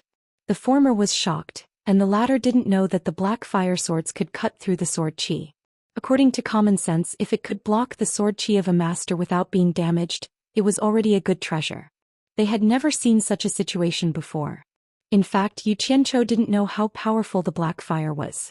Just think about it, after the burning black smoke formed a wind blade, it could break through the protective aura and easily cut through the dark steel, let alone the big swords formed by the black fire itself. Good swords. Dongfang Chang'ao and Qiu Weiyun exclaimed immediately. The people watching the battle were amazed. They didn't expect that there was such a magic weapon in this world that could cut through the sword chi of a master as easily as cutting a piece of paper. Greed appeared in many people's eyes. The 4 patriarchs of the 4 major families exchanged glances. The 4 of them were favored by Changchun, and each of them was rewarded with a low-grade spiritual treasure. Naturally, they thought that the strange swords in Yu Qianzhou's hands were good treasures given by Changchun. After Luo Qingtian recovered from the shock, he immediately waved his sword to block the swords. Ding! The 2 big black machetes showed their power again. They directly cut the sword in Luo Qingtian's hands into 3 pieces. It was still effortless. Luo Qingtian was shocked. The swords were already in front of him and he quickly dodged more than 10 meters away. He looked at the sword hilt in his hand and was speechless. This was the high-grade offensive magic weapon passed down by the Daoist sect's patriarch. How could it be so easily chopped off by someone with a knife? He really couldn't believe it. The sword of the Daoist sect's patriarch was also famous in the cultivation world. Anyone with a little common sense would know what kind of treasure it was. Now it was cut by someone just like that. The onlookers were so shocked that they couldn't speak. Even Dongfang Chang'ao and Qiu Weiyun were dumbfounded. Only the 4 patriarchs showed an expression as if they had expected it. Everyone looked at the 2 strange but inconspicuous big swords in Yu Qianzhou's hands and immediately thought of a possibility. Could it be a legendary spiritual treasure? Otherwise, with Yu Qianzhou's cultivation, how could he easily destroy a high-grade magic weapon? Suddenly, everyone's eyes were burning. Chapter 364. To run. Watch my blade. As soon as Luo Qingtian dodged, Yu Qianzhou chased after him like a crab with 2 big pincers. Once he got close, he raised his blade and slashed. When the former came back to his senses, he was already ashamed and resentful. The treasure passed down by Daoist sect's previous leaders was actually destroyed in his hands. How could he not feel ashamed and resentful? Of course, the most important thing at the moment was to avoid Yu Qianzhou's broadsword. This strange broadsword could even cut high-grade treasures like cutting vegetables, let alone a person. Luo Qingtian's speed was needless to say. However, close combat was also Yu Qianzhou's forte. The experience he had accumulated from risking his life in his previous life was not something that could be easily forgotten. Otherwise, he would not have gotten 2 machetes. For a moment, a spectacular scene appeared on the ice surface. Daoist sect's leader's figure was like a phantom, moving between the 2 broadswords. On the other hand, Yu Qianzhou was a brave man who was fearless. He wanted to kill Luo Qingtian with the machete in his hands. He didn't give Luo Qingtian any chance to stop and counterattack. His skill with the machete was so skillful that it made people gasp in amazement. He believed that even the martial arts masters in the secular world were no better than him. The 2 of them were entangled just like that. The spectators were dumbfounded. No matter how they looked at it, it didn't look like a fight between people from the cultivation world. Qiu Weiyun said in a daze, giving up his advantage, it looks like he's going to fight with his life. Luo Qingtian is a bit out of control. It's been more than 100 moves. Dongfang Chang'ao said, then turned his head and said, if the treasure passed down by 10,000 demons' previous leaders was destroyed in your hands, you would also be a bit out of control. Big broadsword. Ziyi's lips parted slightly. Yu Qianzhou's one-on-one style completely subverted her concept of fighting. This was especially so for that kind of valiant and unafraid of death. That kind of aura of either you die or I live was absolutely shocking. Speaking of which, Luo Qingtian was just impulsive. After a long time, he realized that it was hard for him to get close to Yu Qianzhou with his cultivation. He immediately came to his senses and realized that something was wrong. As the 2 sabers danced, there seemed to be a heart-palpitating aura and a bone-piercing chill. It was even colder than the ice beneath their feet. It was the kind of bone-chilling feeling. The most frightening thing was that there was an irresistible sense of trance. This was probably the reason why he had lost his composure. This pair of black broadswords was definitely not simple. As soon as he woke up, Luo Qingwen naturally wouldn't bother with him anymore. He found an opportunity and moved dozens of meters away in a flash. Yu Qianzhou became more and more courageous as the battle went on. He was having a great time fighting, so why did his opponent run away? He shouted, "Old thing, don't run." He carried a pair of large sabers and chased after them again. When the spectators heard this, their foreheads were instantly filled with cold sweat. This brat was unforgiving when he had the upper hand, and he was addicted to fighting. Qiu Weiyun lowered his head and sighed helplessly. Luo Qingwen, you've really embarrassed yourself today. Daoist mountain splitting palm. Luo Qingtian shouted before he could stand still. He raised his hand and a huge palm shadow appeared.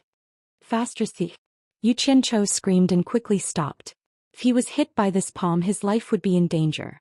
Therefore, without saying anything, he threw a large saber with force, and the blade pointed directly at Luo Qingtian.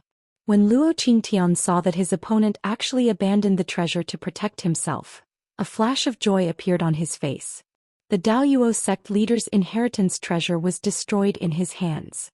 If he could get a better treasure back, not only would he not be guilty, but he would also be rewarded. In an instant he had an idea. He instantly retracted the power of the mountain-splitting palm.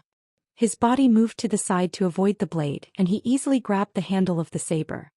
Not good. Dongfang Chang'eo and Qiu Weiyun screamed at the same time. The latter's eyes were burning as he said, "If such a treasure falls into Luo Qingtian's hands, I'm afraid it won't be able to return." The moment Luo Qingtian grabbed the saber, he immediately felt the majestic and breathtaking power from the saber. It was a kind of power that seemed to come from the netherworld. It was a kind of power that could decide a person's life and death. It was gloomy, terrifying, cold, ruthless. At that moment, all kinds of extreme negative emotions spread from the saber. Luo Qingtian's body trembled, and he couldn't hide the surprise on his face. He held the saber and laughed wildly. "It's really a good saber. I've never seen such a treasure in my life." The eyes of the spectators were filled with greed again. This saber could be so affirmed by Luo Qingtian, so it was definitely not something that an ordinary treasure could compare with. Moreover, everyone had witnessed the power from before. "Yu Qianzhou, you destroyed my Daoist sect's inherited treasure. Now your saber can be used as a scapegoat. From today onwards, it belongs to my Daoist sect." Luo Qingtian pointed the long saber at Yu Qianzhou and said. On the shore, the group of Daoist sect disciples were also filled with joy. Yu Qianzhou silently put away the saber in his hand into his storage pouch, as if the fight was already over. Everyone suddenly realized that the deadline of 100 moves had long since passed. The sect master of the exalted Immortal sect would not go back on his word. However, everyone felt that it was a pity. Although Yu Qianzhou's life was saved, he had lost such a treasure. They were afraid that they wouldn't be able to get it back from Daoist sect in the future. Just as everyone was shaking their heads in pity, they heard Yu Qianzhou coldly snort and say, "My saber is my saber and my things are my things. If I don't want to give it to you, no one can take it away. Only I am worthy of this saber." He slowly raised his finger towards Luo Qingwen and said, "You are not worthy. 100 moves have passed. I don't want to fight anymore. If you want to live, put down the saber and I'll spare your life." Everyone shook their heads again. Everyone knew how to boast. Luo Qingtian's cultivation was higher than yours. Now that he had such a treasure, why would you, Yu Qianzhou, find trouble for yourself? Ziyi was probably the only one who believed that Yu Qianzhou wasn't boasting. She didn't believe Yu Qianzhou, but she believed that Elder Bai's disciple wouldn't boast. Since he said so, there must be a reason. Luo Qingwen held the saber horizontally in front of him and looked at it carefully. He sneered and said, "Yu Qianzhou, don't be too presumptuous. I promise I won't kill you after 100 moves, but I won't allow you to provoke me. If you make me angry, I'm afraid you won't be able to keep your other saber. Since you're looking for death, don't blame me." Yu Qianzhou said coldly and suddenly shouted, "Put down the saber." As soon as he shouted, "Ah!" Luo Qingtian let out a scream and the saber in his hand fell to the ground with a clang. Yu Qianzhou stretched out 2 fingers and flicked it expressionlessly. The big black saber on the ice bounced up and spun in the air. It went straight to the side of Yu Qianzhou. Everyone was shocked by the sudden change of situation. Dongfang Chang'eo and Qiu Weiyun looked at each other. With Luo Qingtian's cultivation in mind, How could ordinary pain make him scream so painfully? What was going on? Of course, they didn't know that this saber was condensed by black fire and was controlled by Yu Qianqiu. If Yu Qianqiu said it was a saber, then it was a saber. If he said it was fire, then it was fire. Just now, it only made Luo Qingtian hold the saber handle a little bit of black fire. Think about the black fire that even Bai Chongqun couldn't overcome. How could Luo Qingtian bear it, even if it was just a little bit of black fire? Yu Qianqiu didn't want to reveal the secret of the black fire for the time being. Otherwise, if the entire saber turned into a sea of black fire, Luo Qingtian wouldn't be alive. The disciples of Daoist sect couldn't bear it anymore. They quickly rushed over to check on their sect leader's injury. They were also vigilant of Yu Qianqiu, who was standing not far away with the saber. Dongfang Chang'ao Qiu Wenzi, the four patriarchs, and many onlookers rushed onto the floating ice. The entire floating ice sank into the water. The water had already reached the top of everyone's shoes, but no one cared about it now. With so many people coming, Luo Qingtian bit his lips and endured the pain to not make a sound. The arm that he used to hold the saber was shaking non-stop. Everyone suddenly realized that Luo Qingtian's palm had already turned into white bones. There was a dark murderous aura on the wound and it was still spreading to his arm. Wherever the murderous aura went, pieces of flesh would fall off. When they fell on the ice, they would slowly corrode and turn into blood. The situation was too horrible to look at. According to this situation, if the murderous aura didn't stop spreading, it wouldn't take long for Luo Qingtian to turn into a skeleton. Chapter 365. Everyone sucked in a breath of cold air. They all turned to look at the saber that was stabbed into the ground beside Yu Qianqiu. They didn't know what was on the saber, but it was able to injure someone so badly just by holding it. Everyone suspected that there was poison on the saber, and it wasn't an ordinary poison. Otherwise, with Luo Qingtian's cultivation, how could he be injured like this? Daoist sect's shop manager Yi Haiping suddenly walked to Dongfang Chang'ao's side and bowed with a sorrowful expression. Elder Dongfang Fuxian Island is the leader of the righteous sects in the cultivation world. Daoist sect is also a part of the righteous sections. I hope Elder Dongfang can find a way to save our sect leader. These words were immediately met with a cold snort from Qiu Wen. This kind of injury was extremely strange. What method could Dongfang Changgao have to treat it? It was just that he had offended Yu Qianqiu, so he couldn't ask for help. Instead, he blamed Fuxian Island and asked Dongfang Chang'ao to help. The righteous sects were all deceiving people. Dongfang Chang'ao frowned. How could he not understand what Yi Haiping meant? He looked a little hesitant, but he was actually overjoyed. If he could get the antidote from Yu Qianqiu to cure Luo Qingtian, he could bring Yu Qianqiu back to Fuxian Island.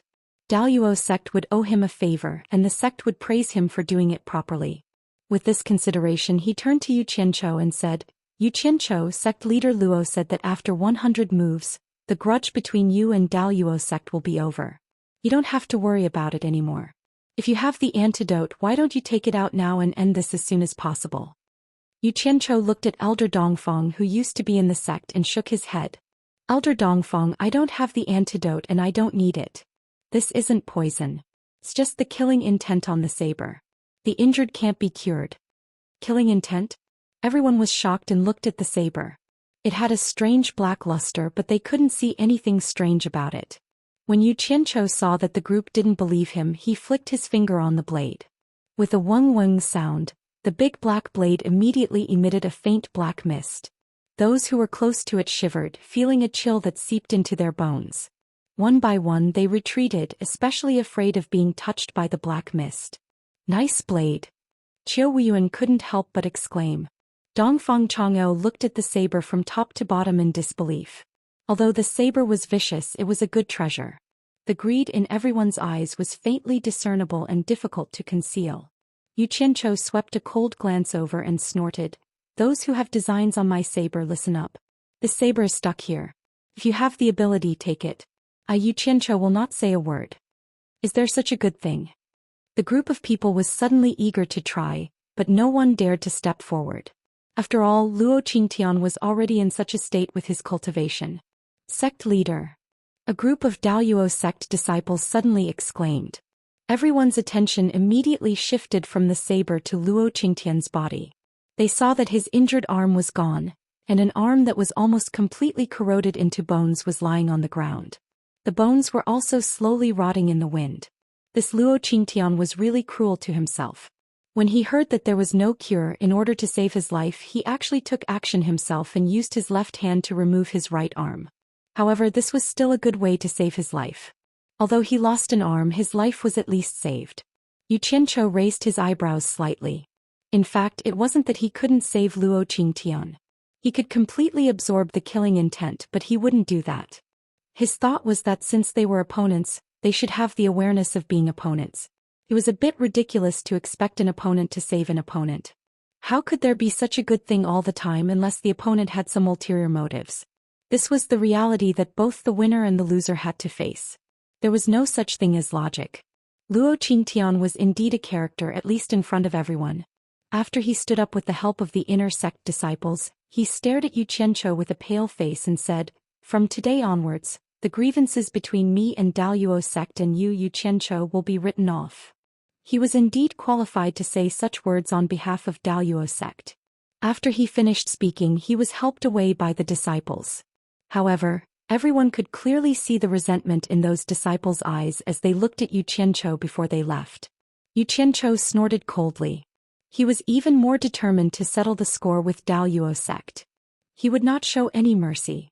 The dignified Daoist sect leader ended up like this. The entire Daoist sect's face was lost. Everyone sighed incessantly. When they looked at Yu Qianzhou again, they suddenly came to a realization. This guy was definitely a famous figure in the cultivation world. He'd challenged the exalted Immortal sect master one-on-one and won. After one night, his name would probably shake the entire cultivation world. Although he did not win with his own cultivation, Dharma arts and treasures were also part of his strength. There was nothing to doubt about that. By right, the crowd should have dispersed by now, but they were still lingering. Naturally, they were still drooling over the treasured saber. Who asked Yu Qianzhou to say that? Brother Yu. Qiu Wuyan rubbed his hands together and said with some embarrassment, "You said that the saber will belong to whoever can take it away. Is that true?" "Senior Qiu, you've known me for so many years. When have you ever seen me lie?" Yu Qianzhou smiled and continued, "But I advise Senior Qiu not to try. Why don't you watch the show?" Qiu Wuyan was a little hesitant. What if someone else took away such a good thing? However, he wasn't confident either. In the end, he pursed his lips and said reluctantly, "What a pity. All right, I'll listen to you." "As if I'm confident that you'll listen to me." Yu Qianzhou retracted his smile and looked around. He said in a deep voice, "I don't have time to play with everyone here. If anyone wants to try, come at me. If there's no one else, I'll be keeping the saber and leaving." Even though everyone was eager to try, there were a few experts present who did not say anything. Naturally, it was not convenient for the rest to take the lead. Unexpectedly, someone behind Yu Qianzhou asked weakly, "Can I go and try?" It was a woman's voice. Yu Qianzhou almost fainted when he heard that. "I set up the arena here with a plan. Why did you come and ruin my plan?" The person who said this was none other than Zi.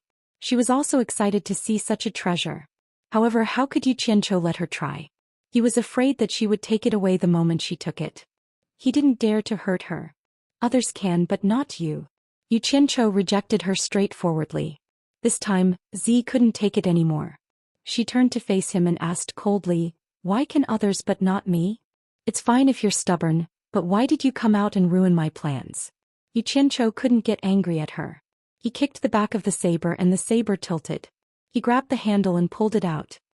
He looked around and said, "I, Yu Qianzhou, am an honest person. I don't talk nonsense. Words that have been spoken are like water that has been spilled. There's no way to take them back. However, I see that everyone here is very polite. It's not a good idea to keep giving way. How about this? Patriarch Wu." He turned around and shouted, "How many spirit stones do you think my saber is worth?"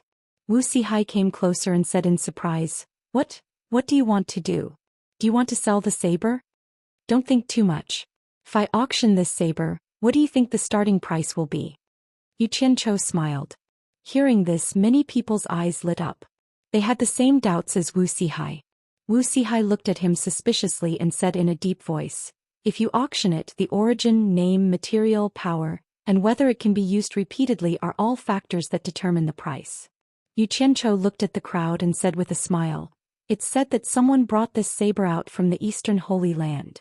As for his origin, I don't know anything. However, one thing is for sure. Can definitely be used repeatedly. I've used it for a very long time. What? The legendary Eastern Holy Land. A wave of exclamations came from all directions. Experienced cultivators had all heard of this place. It was the ruins of an ancient war. Something that could come out from there might be a spirit treasure. No wonder this saber's power was so domineering. It turned out that it came from the Eastern Holy Land. Zhi frowned in doubt. Who would have the ability to bring something out from the Eastern Holy Land? Xianxia didn't care about everyone's glowing eyes. He looked at Wuxia and said, "Just estimate the starting price for the auction. Don't be too high. 100 million high-grade spirit stones." Wuxia was silent for a while and finally spat out this number.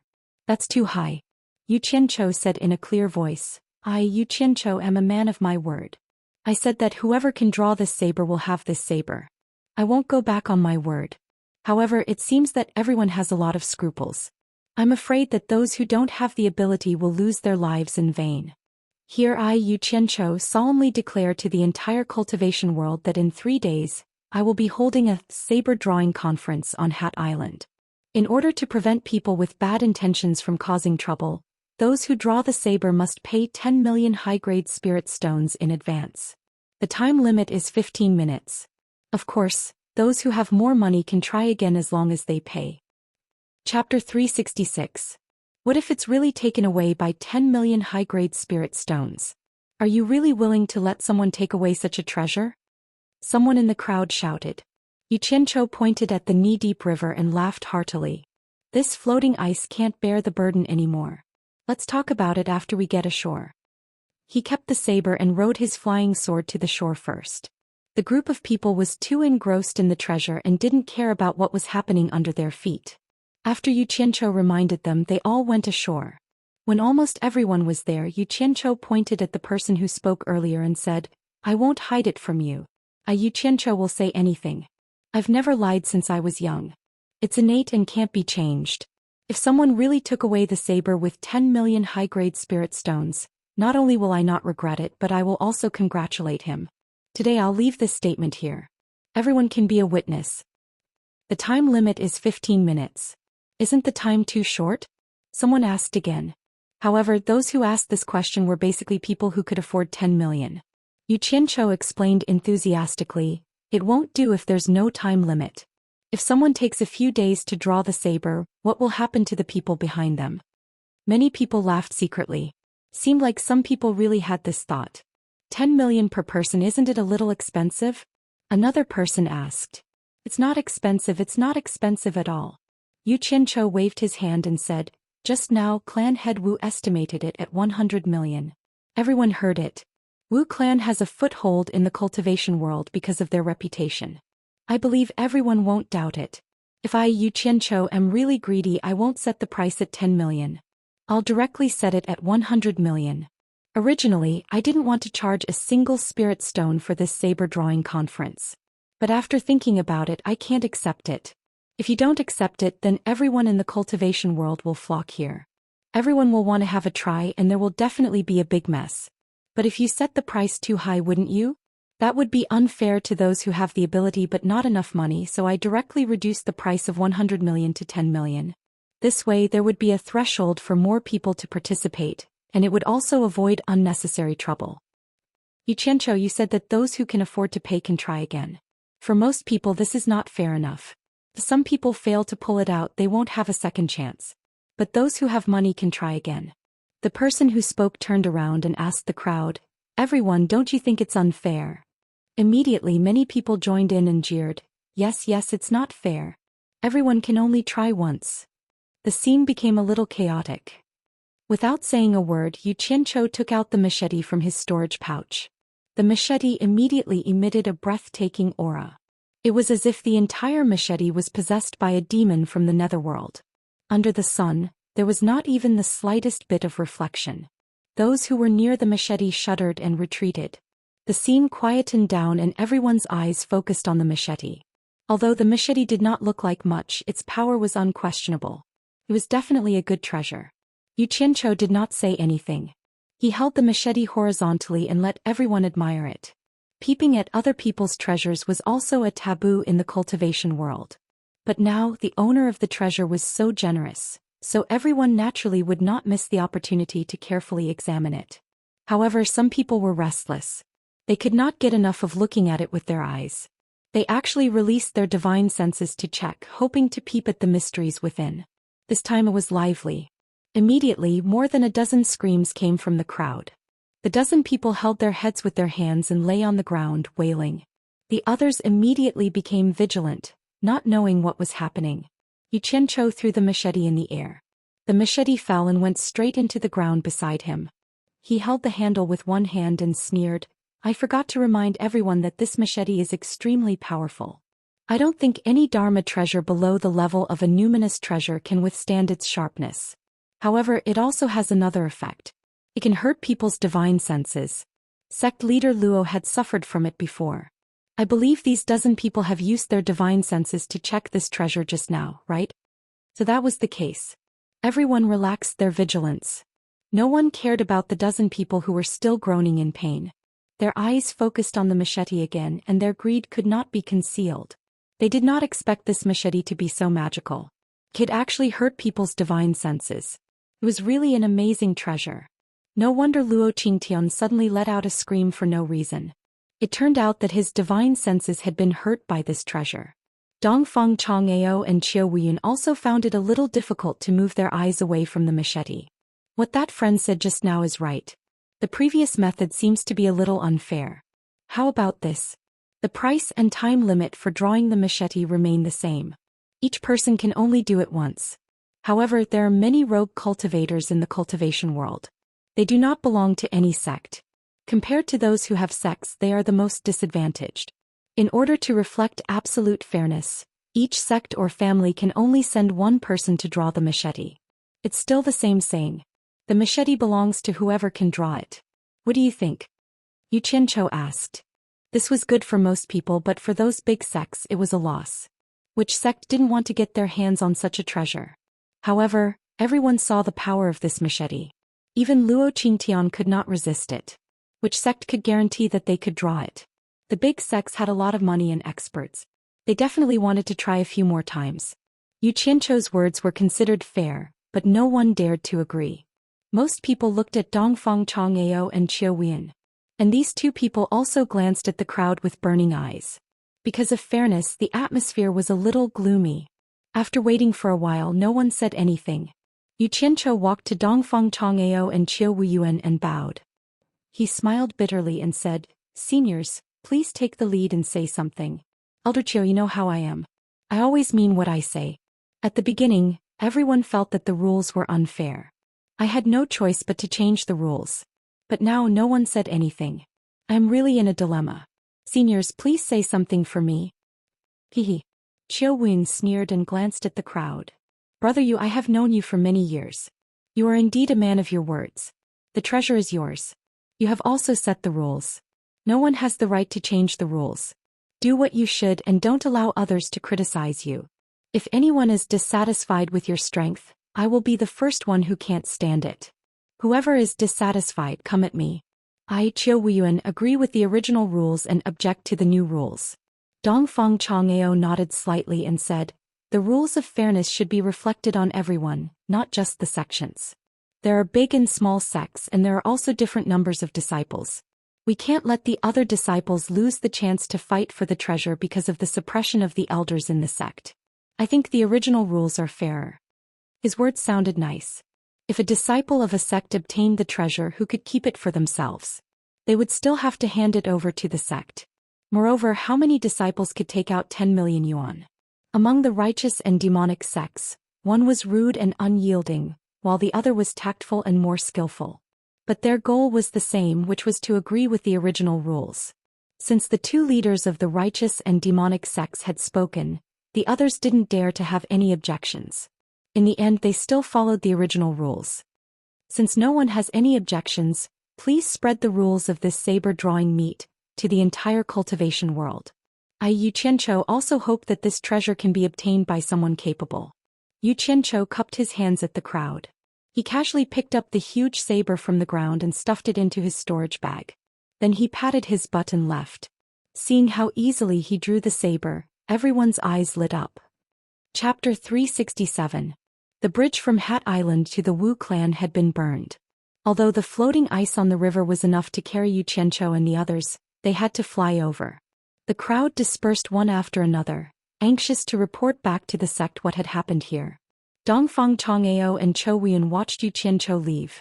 After a while, the two of them glanced at each other at the same time and snorted disdainfully. The two of them, who had a tacit understanding just a moment ago, split up. In quiet guest house, Yu Qianqiu walked around and unexpectedly didn't see Wu Lixue. However, he didn't have the mood to think too much about it. He wanted to use this opportunity to teach that stubborn girl a lesson. When he returned to the living room, Zi was standing there with an embarrassed face. She seemed to have realized her mistake. Humph. Yu Qianqiu sneered, then turned to face her and said in a strange tone, I really don't know why my master sent you to follow me. Hehe. Help me. Using the method of working against me to assist me? That's my honor. Thank you for your cooperation. But I've had enough. Now please go back to Shuntian Island and find my master. Tell him that I'm a difficult person to work with. I'm the one who chased you away. You can push all the blame to me. I won't refute it. Then you can stay in your South Sea purple bamboo forest. Please. I won't send you off. He gestured to the door. Ziyi's slightly drooping face suddenly lifted up. She said with some resentment, You want to chase me away? How can I face Elderby like this? What a joke. You also know that you don't have the face to face my master? Yu Qianqiu asked with a sullen face. Do you know why I took out my treasure to hold that sword-drawing assembly? I didn't know at first, but now I know. Ziyi's face drooped again and she said, For the spirit stones. Then do you know why I need the spirit stones? Yu Qianqiu asked bitterly. This time, Ziyi's head drooped even lower. Her voice was almost inaudible as she said, To complete Elder Bai's great trust. So you knew. I thought you didn't know. Yu Qianqiu immediately rebuked him harshly. Then why did you ruin my plan at that critical moment? You keep saying that you want to complete the task that my master entrusted to you. Is this how you complete it? Do you think I would dare to keep you by my side? I think there's no need for you to do anything more, and we can return to Obedient Island to complete our mission. Only Yu Qianqiu could say such harsh words to such a pure and beautiful woman. However, this guy had made up his mind to educate Zi. He had to do it while this girl was still pure. Otherwise, if she became as cunning as the Enchantress of 100 Charms, he wouldn't be able to fool her even if he wanted to. So he had to take the opportunity to educate her. From now on, he had to make her firmly believe that everything Yu Qianqiu said and did was right. I was wrong, don't chase me back. Zi lowered her head as she said this. She actually started to sob. Yu Qianqiu was startled. He didn't think that he could make a late-stage transcending tribulation cultivator cry. His heart softened a little, but he immediately hardened his heart and said fiercely, I was wrong? What a simple sentence. Does it mean that when someone does something wrong, they just have to say they were wrong and everything will be fine? Then what's the point of fighting and killing in the cultivation world? Zi immediately shook her head and said, Don't chase me back. Give me another chance. I won't go against you in the future. I'll do whatever you say. You say it nicely, but when your temper flares up one day, I'm afraid you'll forget what you said today. Yu Qianqiu expressed his disbelief. I promise. Zi raised her hand and wiped the tears from her eyes. She said seriously, If you don't believe me, I can swear. From the looks of it, you really do know your mistake. Then I'll believe you this once. You don't have to swear it. I believe you won't make me sad again because you're not that kind of stupid woman. Yu Qianqiu waved his hand and thought, If your father knows that I made you swear like this, he definitely won't forgive me. After he finished thinking, he took out a spirit pill from his bag of holding and opened his palm in front of Zi. Zi, who had a cautious expression on her face, suddenly had stars appear in her eyes. Yu Qianqiu had a 7-colored spirit pill in his hand. Rich spirit energy surrounded the pill, and it was obvious that it was not an ordinary spirit pill. Actually, whether or not the pill was good wasn't what attracted her, but the beautiful 7-colored light. It was natural for women to love beauty. Here, eat it now. Yu Qianqiu smiled and handed it to Zi. Zi took it suspiciously and asked, What kind of spirit pill is this? Do I eat it now? As soon as she finished speaking, she saw Yu Qianchou's expression sink. Ziyi immediately remembered what she had just promised him and swallowed it without hesitation. She stood to the side without saying anything, silently feeling the changes in her body. Yu Qianchou walked to the chair opposite her and sat down. He smiled and asked, "Have you heard of the Rui pill? I've heard from my master that it is a rare treasure of the human world. Consuming one can make one youthful, and it can also—" Ziyi paused and pointed at herself in disbelief. She stammered, What I just consumed, could it be Rui pill? That's right, it's the rare Rui pill you mentioned. Yu Qianchou smiled. This was what it meant to give a carrot after a stick. He was going to teach her a lesson and not be afraid that she wouldn't listen to him in the future. Ziyi was so flustered that she didn't know what to say. The Rui pill could make people stay young. It was something that all women dreamed of. She took a long time to calm down and said, Yu Qianchou, thank you. Unexpectedly, Yu Qianchou stood up and said disappointedly, Hey. Originally, this pill could be sold for at least 100 million upper spiritual stones. Might even be more than that. I kept it for myself for a long time, but I can't let you work with me for nothing. Just take it that you've done me a favor and I'm paying you for it. Now that you've taken my salary, you can't throw a tantrum in the future. When Ziyi heard this, she couldn't be excited anymore. She stood there with an idiotic look on her face. According to Yu Qianchou, this was a time when they needed money. Did she eat 100 million just like that? Could it be more than 100 million? Moreover, Yu Qianchou couldn't bear to eat it himself, but he gave it to her. She really owed him a big favor. She might not be able to repay him. Just when the two of them were speechless, Wuxia walked in from outside. Her face was pale and she didn't look good.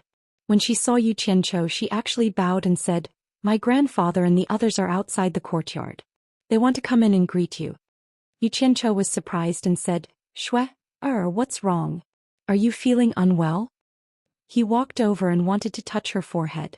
Unexpectedly, Wuxia immediately took a few steps back as if she was avoiding a thief. This made Yu Qianchou's caring hand miss. This time Yu Qianchou was even more surprised. How did a lively and lovely woman who was in love become like this? There must be a big change. He then narrowed his eyes and said in a low voice, Shui, what's wrong with you? Did someone bully you? Who dares to touch my woman? Tell me, I'll kill his whole family. Wuxia didn't say anything. Whenever Yu Qianchou took a step closer, she would take a step back. Yu Qianchou was instantly anxious. He chuckled coldly and said, You don't want to tell me, right? I'll go out now and kill everyone I see. I'll definitely find someone who knows. After speaking, he let out a cold snort and flung his sleeves before rushing out. Yu Qianchou was famous in the cultivation world for daring to do anything. Otherwise, he wouldn't have the titles of scum and lunatic. Wuxia often cared about him, so she naturally heard of his deeds. She definitely believed that he could really start a massacre in the Wu clan. She immediately blocked the door and pleaded, Yu Qianchou, don't be reckless. I'll tell you. Say it. What exactly is going on? Yu Qianchou asked in a deep voice. Wuxia had a painful expression as she bit her lips and said, I heard that you are my clan's old ancestor's personal disciple. Even my grandfather and the others have to respect you as a teacher. It is against the rules for us to be together. Yu Qianchou raised his brows and immediately understood what was going on. He immediately spoke straightforwardly, T. Who's the one spouting nonsense? I have no relationship with your Wu clan's old ancestor. When did I become your old ancestor's personal disciple? This is pure nonsense. Ziyi's eyes moved back and forth between the two of them. There were many things she couldn't understand, but she had a slight pain in her stomach and was holding on to it. Wuxia's tightly knitted brows gradually relaxed. There was a trace of pleasant surprise on her face, but she didn't dare to reveal it. She asked weakly, Is it true? Then why did Elder Wu Xinggang tell me this? You silly lass. Don't you know that I have a grudge with him? He is purposely using you to anger me and make me unhappy. Don't you understand? Yu Qianchou pretended to be angry as he reprimanded. However, he was really angry in his heart. It's Wu Xinggang again. I haven't even settled the score with you, but you are here to stir up trouble. Very good. Really? Wuxia's eyes lit up. Of course it's true. Your grandfather and the others respect me because my current master is highly respected in the cultivation world. It's not as complicated as you think. Yu Qianzhou raised his hand and caressed her hair. There was a rare gentleness in his eyes. He thought in his heart, originally I could openly use Old Man Bai's name to extort money from the 4 major clans. I gave up doing that because of you. Furthermore, your surname is Wu and you have no blood relationship with the surname Bai. How can the surname Bai be your old ancestor? Bring her to the bath first.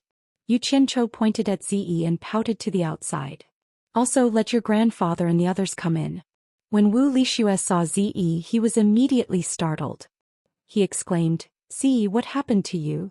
He saw that on Zi's exposed skin there was a black stain. It was a bit scary. Zi was also shocked when she touched it. However, she might have some understanding of the Rui pill. After the shock, she immediately reacted.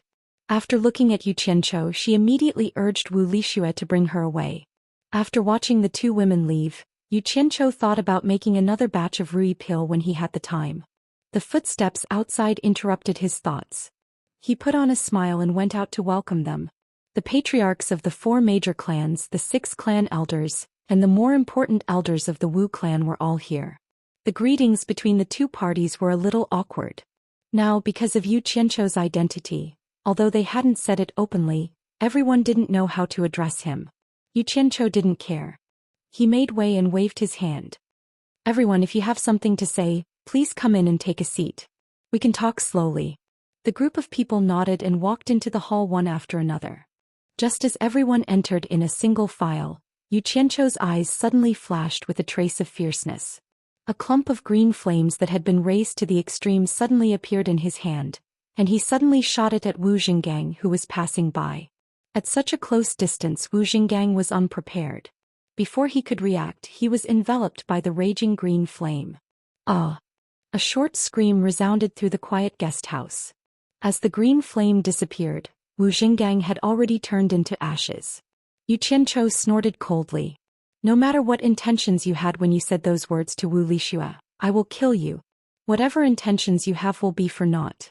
The people of the 4 major clans suddenly looked over and were instantly stunned.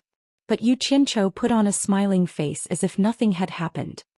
He raised his hand and said, Everyone take a seat inside. I was just about to discuss the matter of the saber drawing assembly with everyone. Please. He took the lead and walked into the hall. Chapter 368. He could act as though nothing had happened, but it was impossible for the Wu clan to act as though nothing had happened. Especially with Wu Xinggang's status, which was only slightly inferior to the clan head Wu Sihai. He already had a group of followers in the Wu clan. Otherwise he wouldn't have gone against the clan head Wu Sihai. Wu Sihai was stunned on the spot and the group was dumbfounded. The first to react was Wu Xinggang's backer Wu Bao. He teleported in front of Yu Qianzhou and clenched his fists so hard that they made cracking sounds. His face was completely red as he shouted angrily, Yu Qianzhou, how am I impudent? Yu Qianzhou smiled with his eyes squinted. The group recovered from the shock. The 5 clan elders from the 4 major clans teleported over and stood in between the 2 of them, but they didn't know what to say. Especially Bai clan's clan elder Bai Yunshan.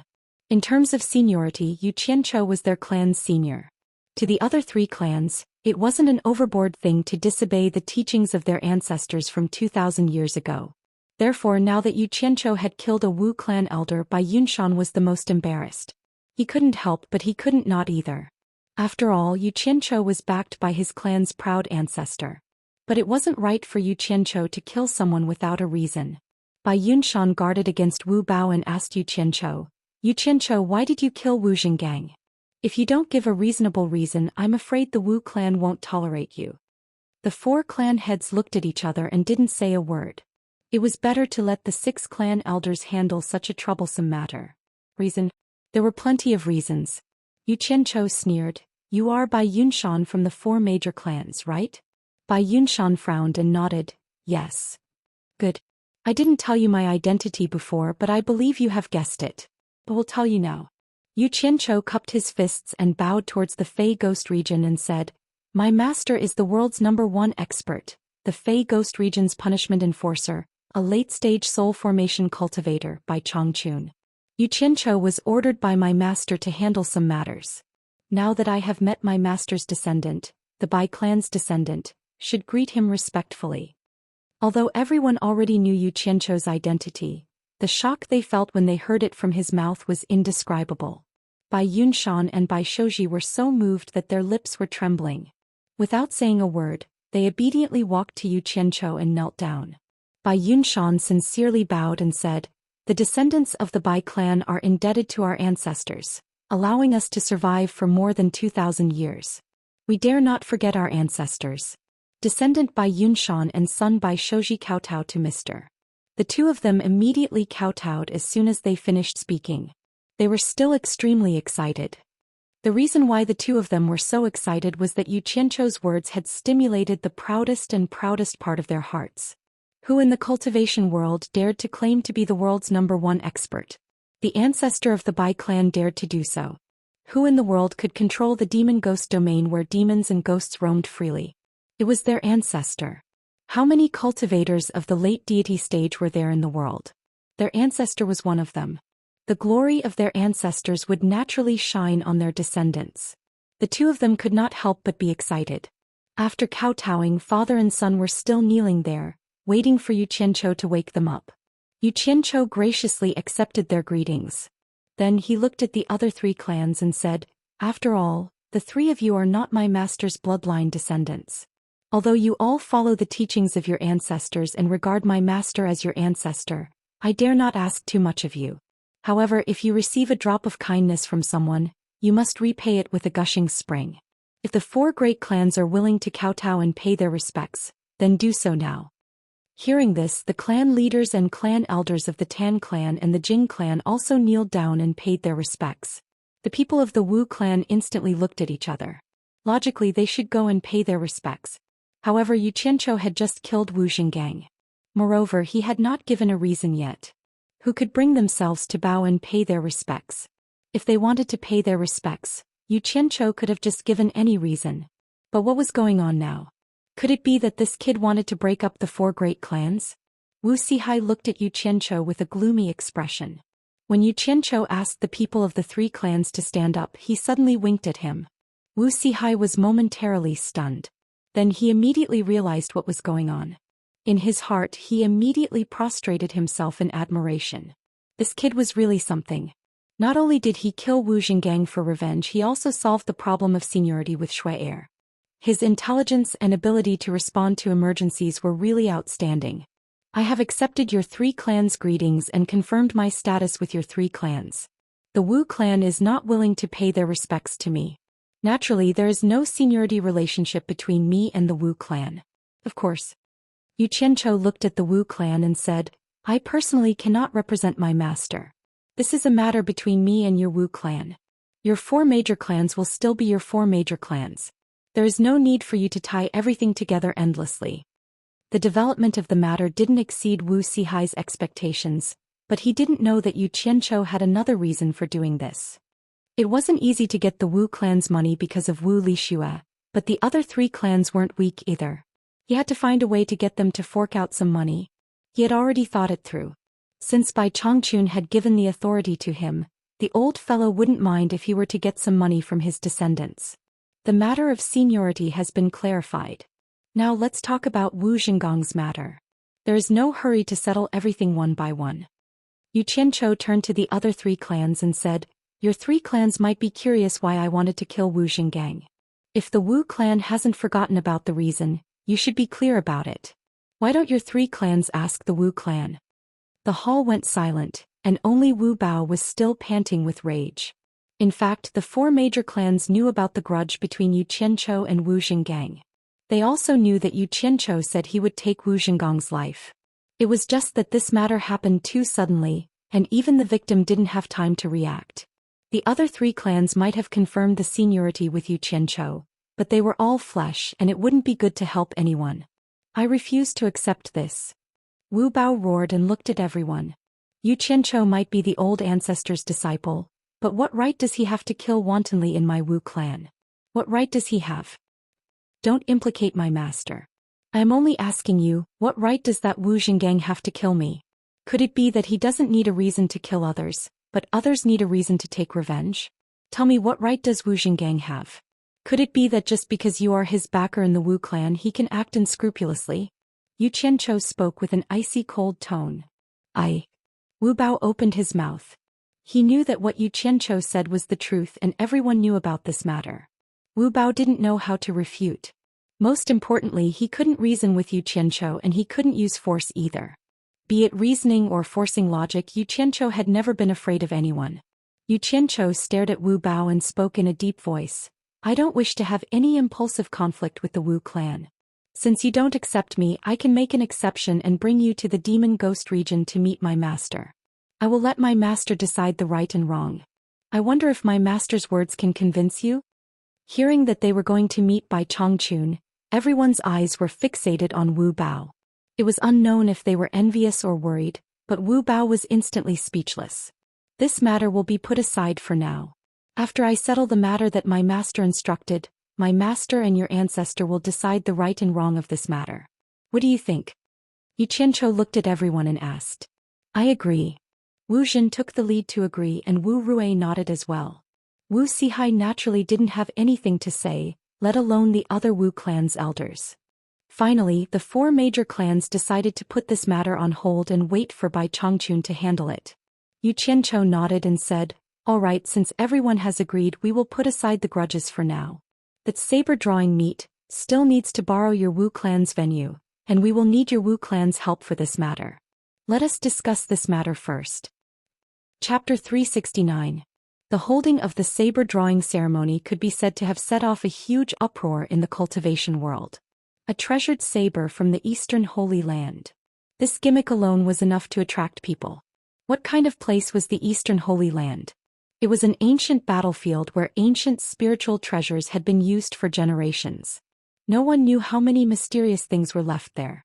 In addition, Yu Qianchou had defeated the Daoist sect master with this saber, so it was hard not to be jealous.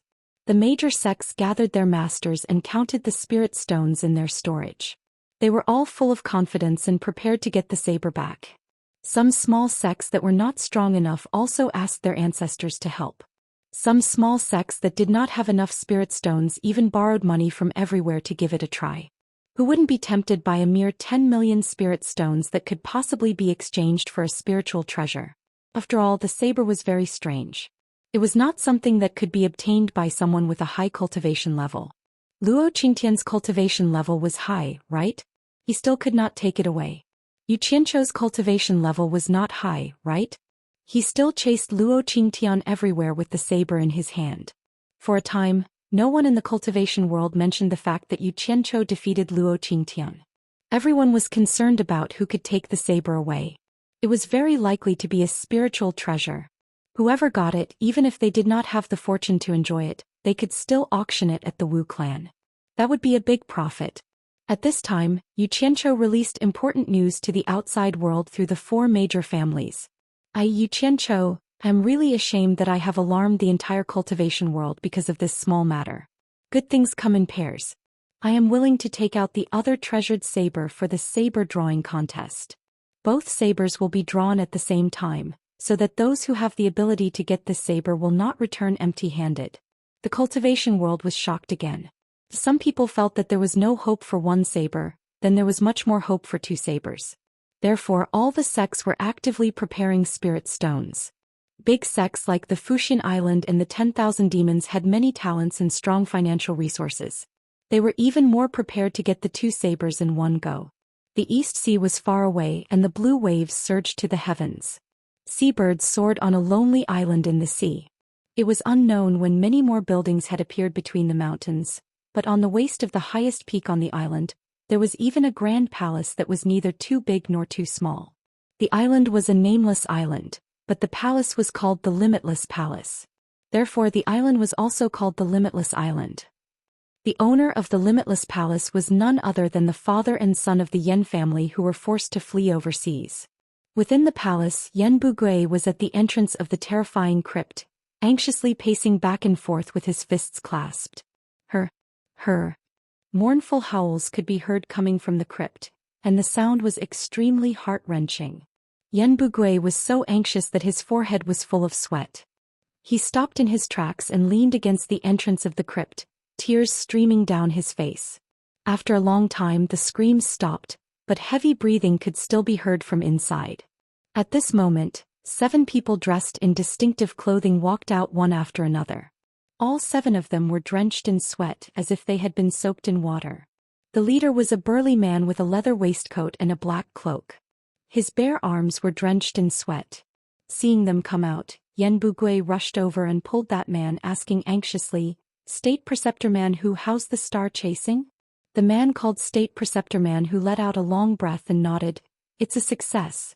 Young Palace Master's wisdom is indeed extraordinary. For so many years, countless people have died under the 7-star blood-piercing technique, but no one has ever succeeded. To think that young Palace Master actually made it through." Hearing that it was a success, Yan Bugui was anxious to see his son. He wanted to rush into the crypt, but was pulled back by the State Preceptor Man Hu. The latter shook his head and said, "Palace Master Yan, it's better not to go in now. Young Palace Master has just formed his devil body through the 7-star blood-piercing technique, and his wisdom has changed greatly. I'm afraid that no one will recognize him for the time being. If you go in, it might cause a misunderstanding. Please wait patiently for a day." "Devil body?" Yan Bugui exclaimed. "What devil body? What did you say? What did you do to the star chasing?" "Palace Master Yan, don't be impatient." Man Hu comforted kindly. "It's not that we want to hide it from you, but young Palace Master asked us to do this. He said that he doesn't want you to worry. Now that the devil body has been formed, young Palace Master's future cultivation speed will increase by leaps and bounds. He will have great achievements in the cultivation world." Yan Bugui was after all not a 3-year-old child. After knowing that his son was fine, he quickly calmed down. However, he still had a gloomy expression on his face as his gaze swept over the 7 of them. He said in a deep voice, "You'd better not hide anything from me. If you dare to plot against us father and son, we'll just perish together. No one will have an easy time. Palace Master Yan is worrying too much. You and I have sworn an oath.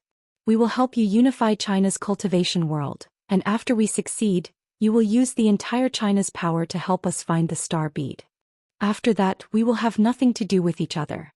How can we plot against each other?"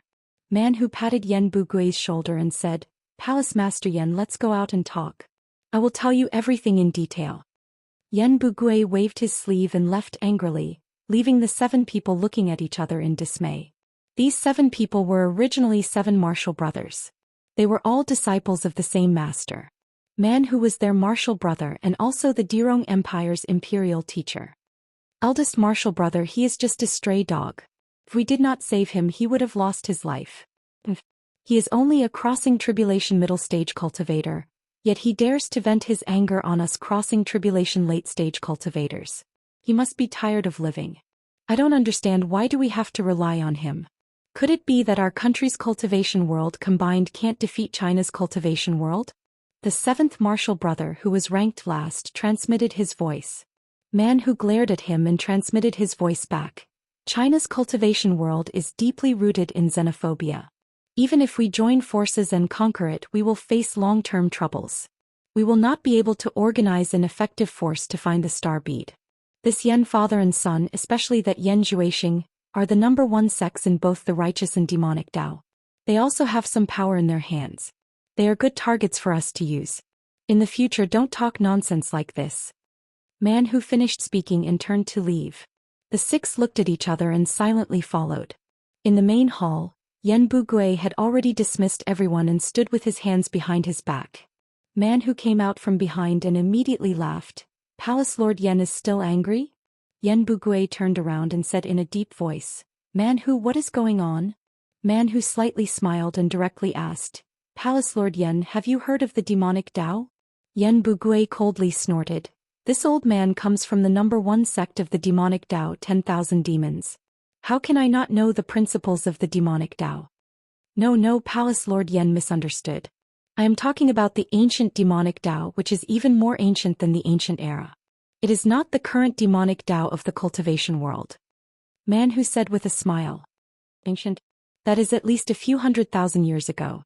How can this old man know about such a distant matter?" Yan Bugui changed the topic and said unhappily, "Man Hu, don't try to change the topic. I'm asking about my son Yan Zhuixing. What happened?" Man Hu didn't get angry, he laughed and said, Palace Master Yan is usually a very calm person. How come today? Okay, long story short, if you want to explain the matter of young Palace Master clearly, you have to start from the ancient demonic path. Yan Bugui asked, could it be that what you did to him is related to the ancient demonic Dao? Man Hu nodded and looked outside the main hall and said, it is said that in the ancient era, there was not only the immortal world and underworld. There was also a world called the demon world. It's said that the demon world is a place that even the immortal and netherworld fear. However, someone sealed the passage to the demon world, so the ancient demon path faded out of people's sight. Until now, very few people know about it. There is such a thing. This old man comes from the demonic Dao. How can I not know about this? Yan Bugui was surprised. Man Hu laughed and said, the difference between Palace Lord Yan's Devil Dao and Righteous Dao is that the Devil Dao is different. The ancient Devil Dao is the true Great Dao. Compared to the current Devil Dao, it's like a grain of rice trying to compete with the bright moon. It's not worth mentioning, really not worth mentioning. Then how do you know about it? Yan Bugui asked doubtfully. Man Hu proudly said, 200 years ago I became the state preceptor of the Di Rong Empire. I happened to find a set of rare animal skin ancient books in the collection of ancient books in the inner palace. But because the characters on it were too old, no one could recognize it. So it was left unused. Coincidentally, my master is an expert in ancient texts. I have been cultivating with my master for many years and have dabbled in it. So I recognized the origin of this book. What origin? Yan Bugui couldn't help but ask. Devil Book. Man Hu's expression was solemn as he slowly said, it simply introduces some matters of the ancient demonic Dao. In fact, it is a set of devil arts.